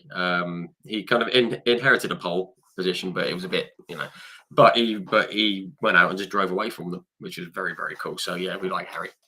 I'm a big fan of the Porsche series as well. So looking forward to the rest of the season there. I just want to I'm going to get to the BTCC quickly, but something I do want to touch on. When you're in the commentary box and something bad happens, I mean, we saw Colin White at Thruxton very sadly sort of broke his leg, and it was very, very concerning for a while. Same with Rob Fountain in the Legends at Donington. Obviously, it's very difficult when that happens because you don't know exactly what the situation is, and I think Paul O'Neill commented on it with Rob's crash. Just quickly, what goes on at that time? Do you get it in your ear saying, right, we aren't going to show the replay, you need to just commentate on this or focus on? I mean, what kind of happens in that situation? Because both of them were dealt with absolutely brilliantly, I have to say. It's just a standard protocol, really. I mean, we know as commentators that they're not going to focus on it. Right. You learn that as a circuit commentator, that you don't dwell on a potentially upsetting situation, and you don't impart information if you haven't got it. So we know that the cameras are going to switch away from it, and you know that it's going to be dealt with in the best way. Then we know that we've maybe got a bit of time to fill. Commentary box is probably the least pressured place to be, because we get those many voices that talk to us in our earphones. We'll go on and say, okay, you've had a chat for a couple of minutes. Can you throw to an advert break? And we'll do that, and then we'll pick up, and then we'll probably go. Louise will talk to someone on the grid, or Jade and Steve and Paul are in the studio, and they will talk and stuff like that. Sometimes they'll dig a race out of the archives and show a race if there's a particularly long gap to fill. And when we know the situation, we'll update the viewers on what the situation is. So we know that we know that they're being looked after by the terrific marshals and medics and officials. And we know that we'll get the news when we can. And in terms of replays and things like that, if we know the driver's okay, you'll get a replay. If you don't know whether the driver is okay, you won't see a replay, and we don't want to see it anyway. Yeah, agreed. We wouldn't even see it off air, because it's not a sort of thing that we. Paul was interesting actually at the Donington one with Rob Fountain, because when we came off air, Paul said you were really cool about that. And I said, well, yeah, but I've seen that sort of thing many times in Legends over the years. I really have, as a circuit commentator or as a broadcast commentator. And it was a bad one. I mean, I don't know if you know, he broke his crash helmet on the seat.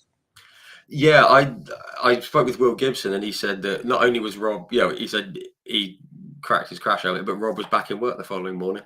Oh yeah, against medical advice, I hasten to add, but Doc Trafford told him. Was he? But yeah.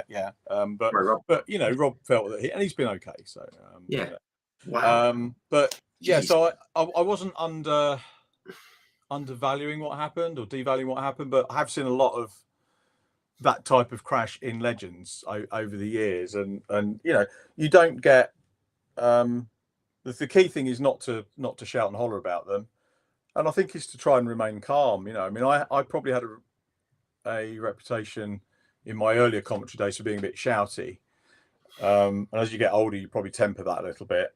I still like to think I get excited and convey some of my enthusiasm to the viewers, but when there's a crash, no, you switch off, and I hate seeing it. So my enthusiasm goes when a crash happens. I'm not, and you've got to be careful of that as a commentator. There was I saw one a few years ago where a guy who was learning, a very good commentator, was learning, and there was a fatality, and he used a catchphrase that he had for cars going in, and it resulted in a fatality. And horrible for him to experience that, but obviously he's learned that you don't make light of a crash. You can't use a crash catchphrase in a live situation.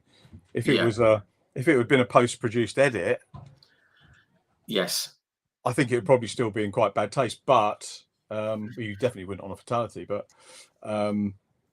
it's just a learning thing. And I've never had some horrible things that thankfully have turned out okay. We had a Eurocar at Mallory Park that rolled over a marshal's post, and I feared the worst. Wow.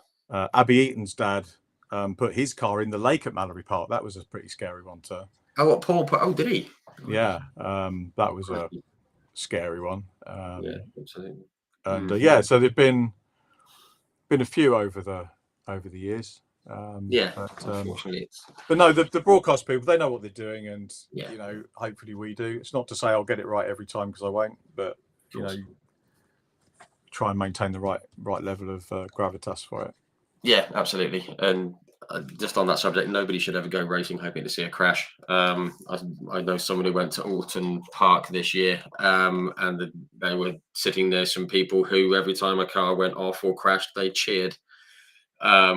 And we're like, and it's like, no, absolutely not. That's not why you go racing. And if you do, you might want to go and find a different hobby.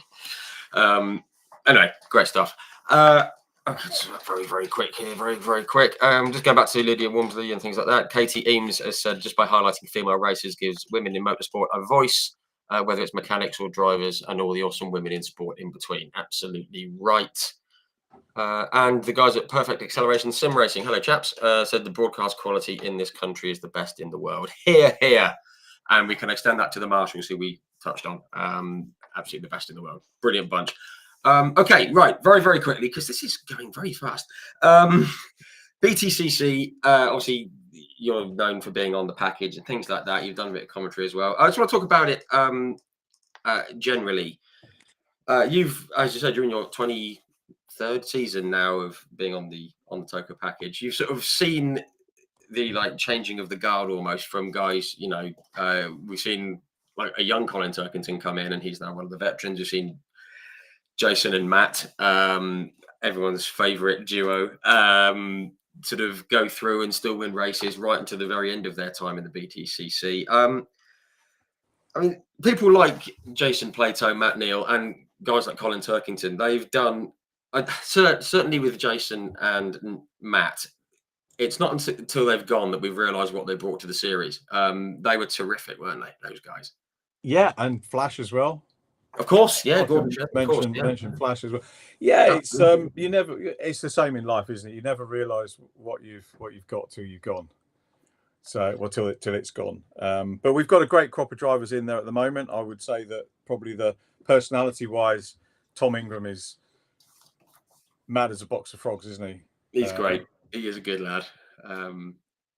Yeah, and he's just a great driver as well. And obviously, and then we've got Ash as well, and obviously Jake's leading the championship. And there's some very, very good young racers that, if they stay in the series, are going to get up to where Matt and Jason were in terms of the public perception. The positive bits, I mean. I'm trying to put that caveat in. I mean, you look at the quality of drivers that are coming through at the moment. You know, the likes of Ronan Pearson, who came out JCWs. Yeah. He's going to the Scottish Hope's going to be with him at Notco in a few weeks' time, and he's a lovely lad. And I used to commentate on his dad in the Scottish Minis going back. It's another 10 years commentating on the Scottish Mini, Scottish motor racing club stuff, which was, I loved it. It was great, really, really good people, great racing. So yeah, Ronan Pearson. Obviously, you got Andrew Watson. Yeah, who's come in. He's going to be a star, I think. Mikey Doble. Yeah, definitely Mikey. Yeah, I mean, he came on here for a chat before, and he said when he signed his deal for the BTCC, he went to bed thinking, "What have I just done?" So I mean, what people forget about Mikey is he won 2 championships the same year. Yeah, you can't rubbish 1 championship, let alone 2. No way. He's right, absolute class to win. It's not easy to win a championship in any club.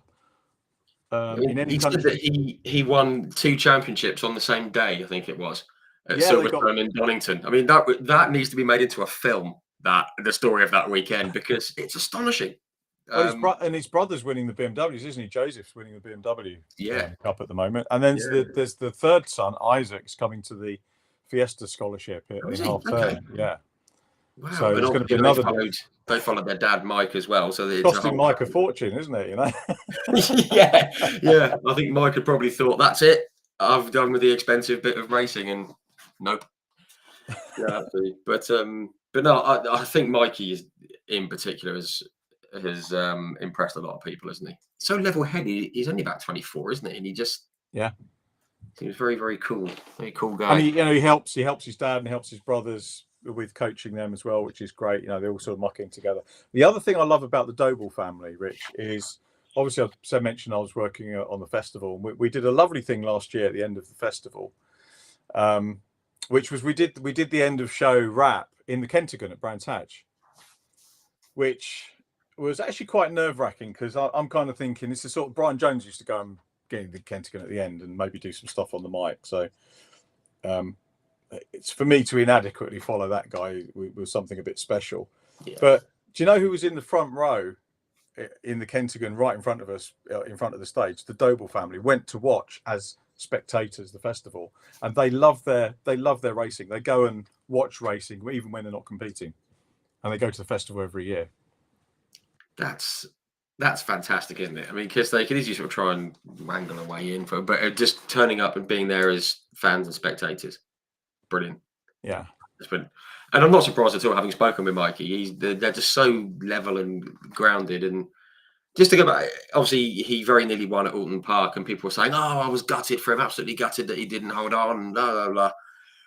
And Mikey took his helmet off and he was grinning from ear to ear. He was like, "I came second. I've just got a podium in the field." He was like, "Yes," just cup half full kind of guy. But very. Do you know what though?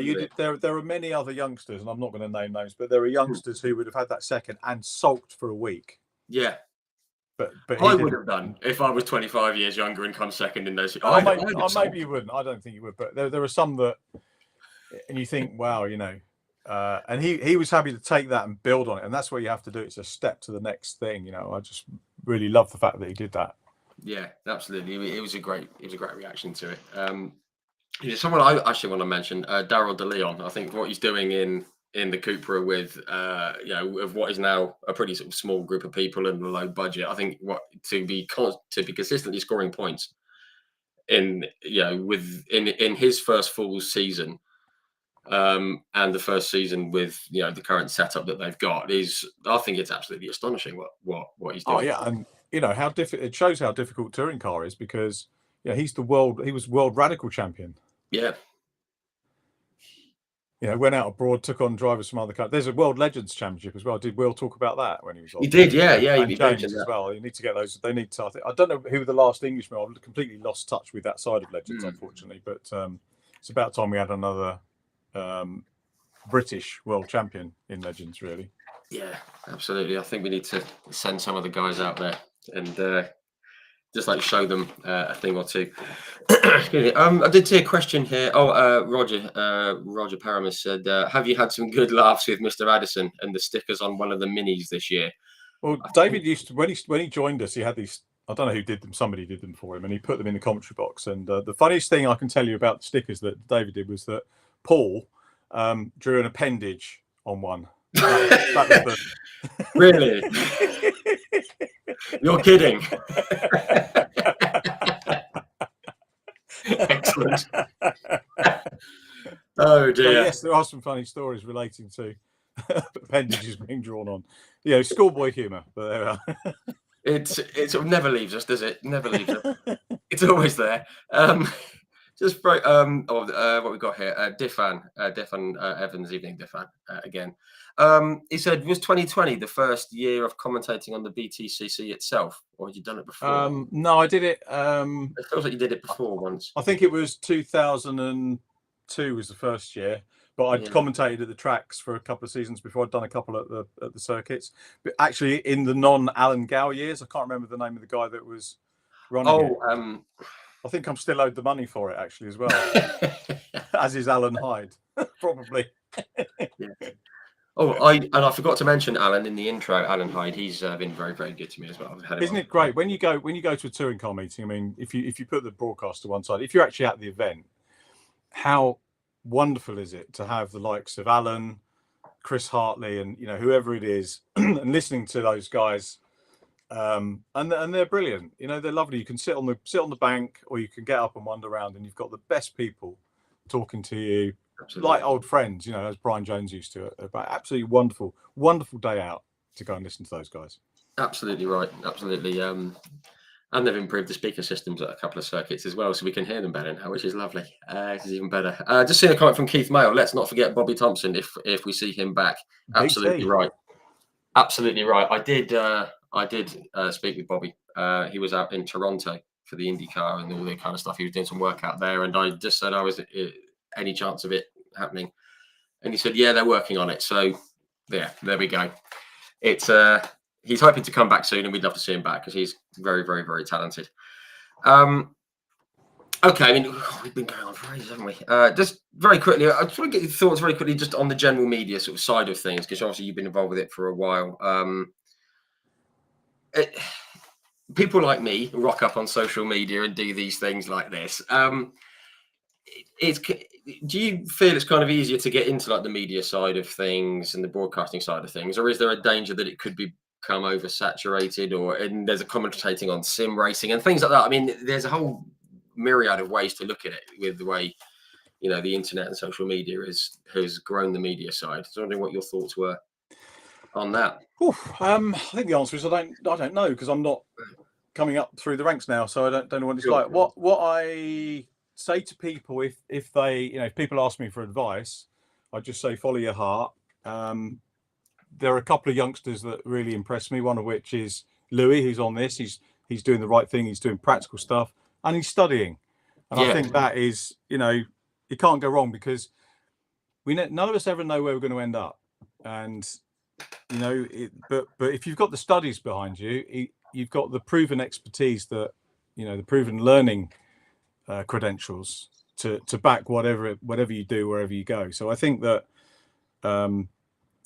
that's the thing for me. I think at the moment a lot of the broadcast stuff is ex-drivers coming in as commentators, things like that. Don't necessarily have the journalistic background that would. I'm lucky because I had quite a grounding in journalism, so that's my thing. But a lot of drivers can tell a story. Someone like Tom Ingram will make a great commentator because he's a great orator. Yeah. So yeah, I think for me, if you're not involved in the racing side, then get some qualies, get some qualifications. Yeah, absolutely. And do it that. And I know Louis done that, and hats off to him for doing that. Yeah, absolutely. And as you say, not only is he learning, I mean, every event I go to, he's there. I keep bumping into him, which is great. And he's getting out there and he's doing it. People talk about doing things, and then there's doers, and obviously Louis is absolutely a doer. And as you say, he's getting the education, whereas people like me just get in front of a camera and wing it. I mean, a lot of people, I get a lot of I get probably 2 or 3 young people a year say, "Oh, can I send you my show reel?" And there was a guy who did that as a kart commentator. "Could I send you my show reel?" And I said, "Why?" "Well, I'd like you to see it." And I said, "Well," and I probably might have come across as a bit rude, but I said, "I don't need to see it." And he said, "But you could give me some tips." And I said, "Well, I can't, because I've never done a show reel. I've never all the jobs that I do. I think all the work that I've ever done, I've only ever canvassed for one job, and that wasn't via a show reel. It was, I just made a phone call and said, can I have a go at this gig? But all the others have been on, you do a bit of that. Could you come and do this? And so I've never actually applied for, apart from one position, that wasn't the ITV one. So I've never needed a show reel, and I actually don't think anyone needs a show reel. I don't think there's a point to it, really, because if you're doing your own work, people will watch it and they will know you and they will come and ask. That may have changed now. So I didn't need to do one. Someone did come up with a thing the other day and said if you had done a show reel, you might be higher up the ladder or whatever. But I'm happy where I am. Yeah, absolutely. Which is, again, as you said, it's the best way to be. Fantastic. Right, I'm going to pick a few little fun questions that we've had here. Kind of joined in here. Katie Eames and Chris Josie. Chris is a friend of mine. Evening, Chris. Hello, mate. It says, who's the best person on or off the racetrack that you've interviewed? I'm assuming that's aimed at you, not me. And Chris has said, who's given you the most unexpected answer to a question, which has made you think about your opinion of them? That's a very good one, Chris. Oh, that's actually quite deep for Chris. It's very good. My favourite interview I ever did was Niki Lauda. That would do it, yes.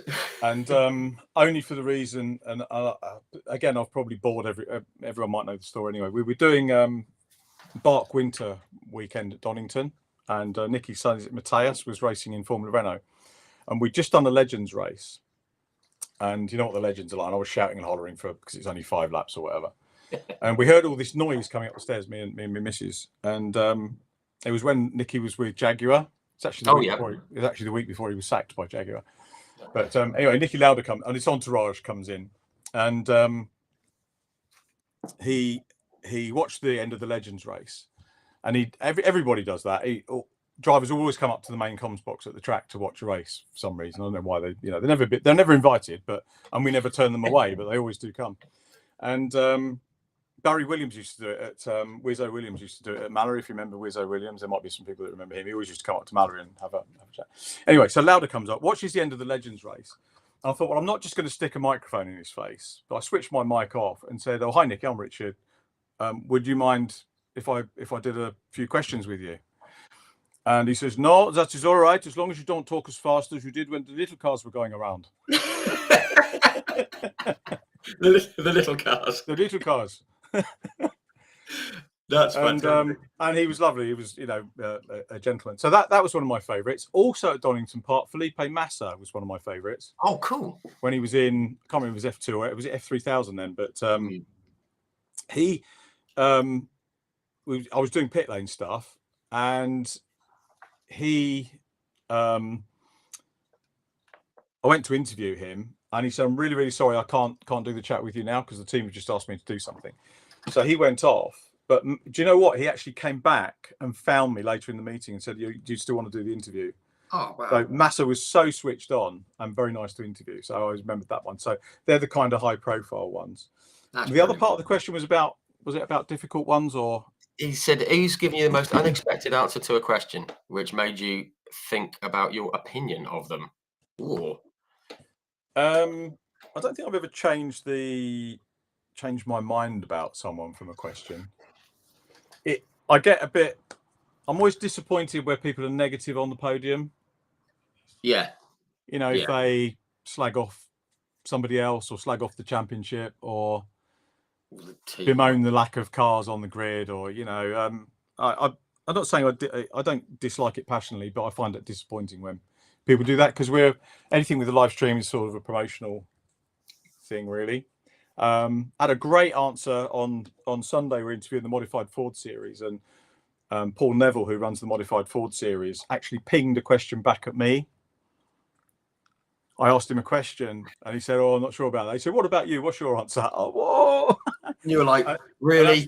That's the first time that's ever happened to me. So he caught me out, Wow. So That's that good. was good. But I respect him for that, and I like Paul. He's a good shout, actually. Absolutely, it's always a bit of fun when they turn it around. Yeah. It's always good. There was a comment earlier on, I forget who it was from. The stock car books. I saw you've written some books about stock car racing. Yeah. Yeah. I guess was it just something that you wanted to do? Just wanted to become an author, or get something out there? I'd written some stuff for some magazines, and the guy was working with me said, "Why don't you, the amount of stuff you've written, why don't you do a book?"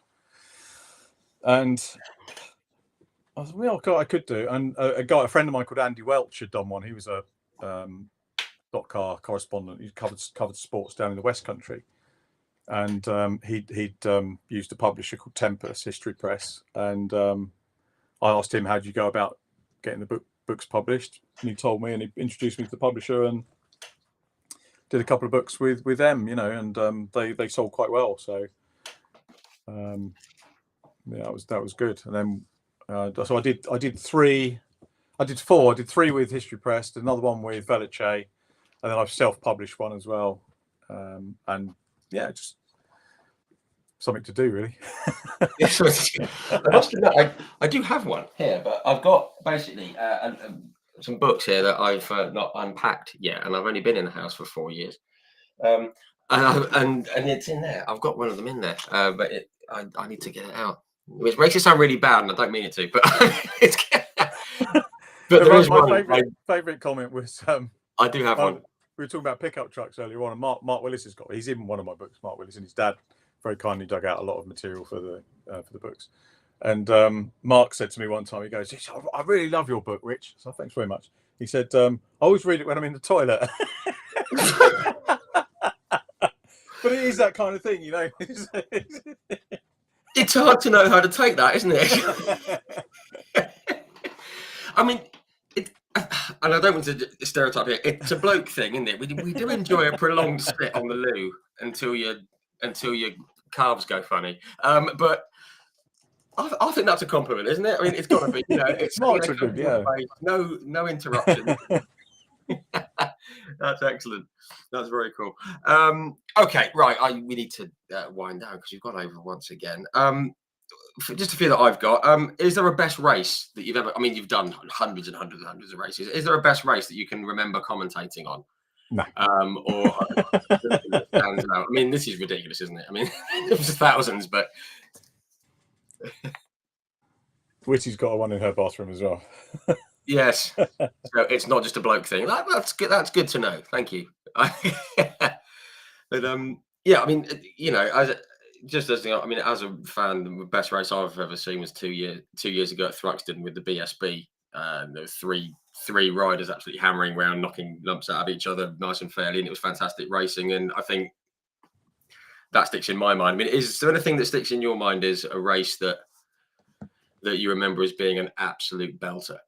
Well, yeah, actually, now you say that, one of the ones that always gets quoted, and because I keep bumping into them a lot, is Jack Mitchell and Charlie Liddell in Fiesta Juniors at Yeah. I think it was Donington Park, and they had it was a thousandth of a second or something like that. I mean, and all the Legends people do. What about the Legends? Right, we've seen loads of very close, and it's almost expected from Legends. But so many side by side finishes in Legends that have happened. I think the recent one was Will Gibson, wasn't it, taking that one at Brands? Yes. People have got short memories because the Legends were causing all the stoppages last year, but this year they're all heroes, aren't they? Everyone was moaning about the Legends last year because another Legends crash, and then this year they've seen them for what they are, which is a brilliant support formula producing some terrific racing. Absolutely. And I as I said, I had Will on here a few weeks ago, and he said that he knew that he was going to win because he got the draft and everything, and everyone was going mental, and like you and Paul were going, "Oh, look where!"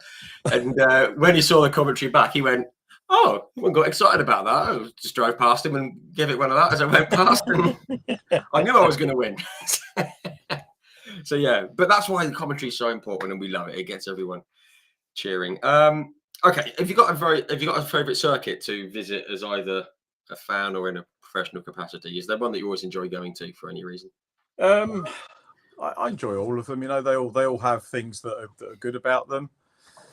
So yeah, I don't really have a favourite. Obviously, I miss Rockingham because it's not there. I wish Rockingham would come back. I'd love to get out to Mondello again because I haven't been to Mondello for many years. So it's kind of the ones that you sort of love are the ones that you miss effectively. So it would be great if we went back to Rockingham, and I'd love to go back to Mondello. But I love all the circuits here. They've all got something special about them, which is what's great about absolutely. And I think we as Brits, we need to recognise we're very lucky. We've got some absolutely brilliant circuits. I had like Gilles Magnus on here, from the GT world, and he was just saying, you guys in the UK, you don't know how lucky you are. You've got like 20 brilliant circuits. We're like, oh, when you think about it. Yes. Oh, Chaos Cole is in very quickly. We're just wrapping up Chaos. She's a brilliant young racer, F1000. Go and give her a follow, Chaos Cole Racing. And she just said, "Well, hey, come on, Mondello." So you can probably guess. You can guess where Chaos is from. Even Chaos. Okay, two more. Is there anyone that you'd like to have alongside you in the commentary box, just for one? Even if it's just for one race, whether it's like a character or someone from the past who's no longer with us, like maybe like Murray or someone, or is there anyone who you think that would be great to be alongside them? Can I have two? I'd definitely love to commentate with Simon Hill again, and I would like to do a co-commentary with Alicia if she was as lippy to me on camera as she is off camera. That would work very well. Well, excellent. I'll tell you what, as I mentioned Chris Whitty, I know he's quite friendly with the family as well, so we'll see if we can get her on here and see if we can set something up. That'd be cool. Okay, final one. Is there any event that you'd like to cover as a commentator, whether it be in the UK or internationally? I mean, would it be F1 or the Indy 500 or Daytona or Bathurst? I mean, is there anything like that you think that would be great to call? I'm doing it. Club racing and touring cars. That's all. I'm very, very happy. And if people want me for their gig, give us a shout. I'd love to work on. It's people that want you there. If they want you there, it's great. So I thoroughly enjoy what I'm doing now. So brilliant answer. I don't have any more ambitions to climb a ladder or anything like that. I just enjoy what I'm doing. That's brilliant, and that's what we should all be doing, isn't it? Just enjoy what we're doing. Enjoy now. And Chaos has said that she'll come alongside you from in the commentary box. She'd love to do that in future. There you go. That'll be good. Budding future commentator. That'd be great. So is Chaos doing? Are you doing commentary now? You can answer in the text, I guess, if you want. Are you doing anything on Sims or anything like that? Or? I'm not sure. I know she's doing some sim racing, and she races an F1000. But I'm sure she's done some commentary in the past. I've seen it on the socials. But Chaos, just if you've got quick typing fingers, answer that one, and we'll see if we can sort it out. But in the meantime, just want to say thank you very much to everyone who's tuned in, and all the comments and questions and all the interactions and memories and whatnot. And of course, huge thanks to you, Richard. It's gone on longer than planned, as always. It always happens. But thank you very much for coming in, sparing your evening. It's been great hearing from you. Thank you for inviting me along. Really appreciate it. And thanks everyone for being, putting up with me again. So it's very nice of you. And if you see me at a track, come and say hello. And let's enjoy our racing. Yeah, absolutely. And that's a great way to end. Let's enjoy our racing, and do have a safe trip up to Croft as well. I know it's a long way. It's a long way from anywhere, so have a safe journey up there. And obviously, we'll look forward to the coverage at the weekend. Thank you, Rich. Thanks for inviting me again, and thanks everyone. Be good to each other. Yeah. Yeah, great stuff. Thanks very much, everyone, and we'll see you very soon for the next one. Appreciate your support, everyone, and enjoy the rest of the week.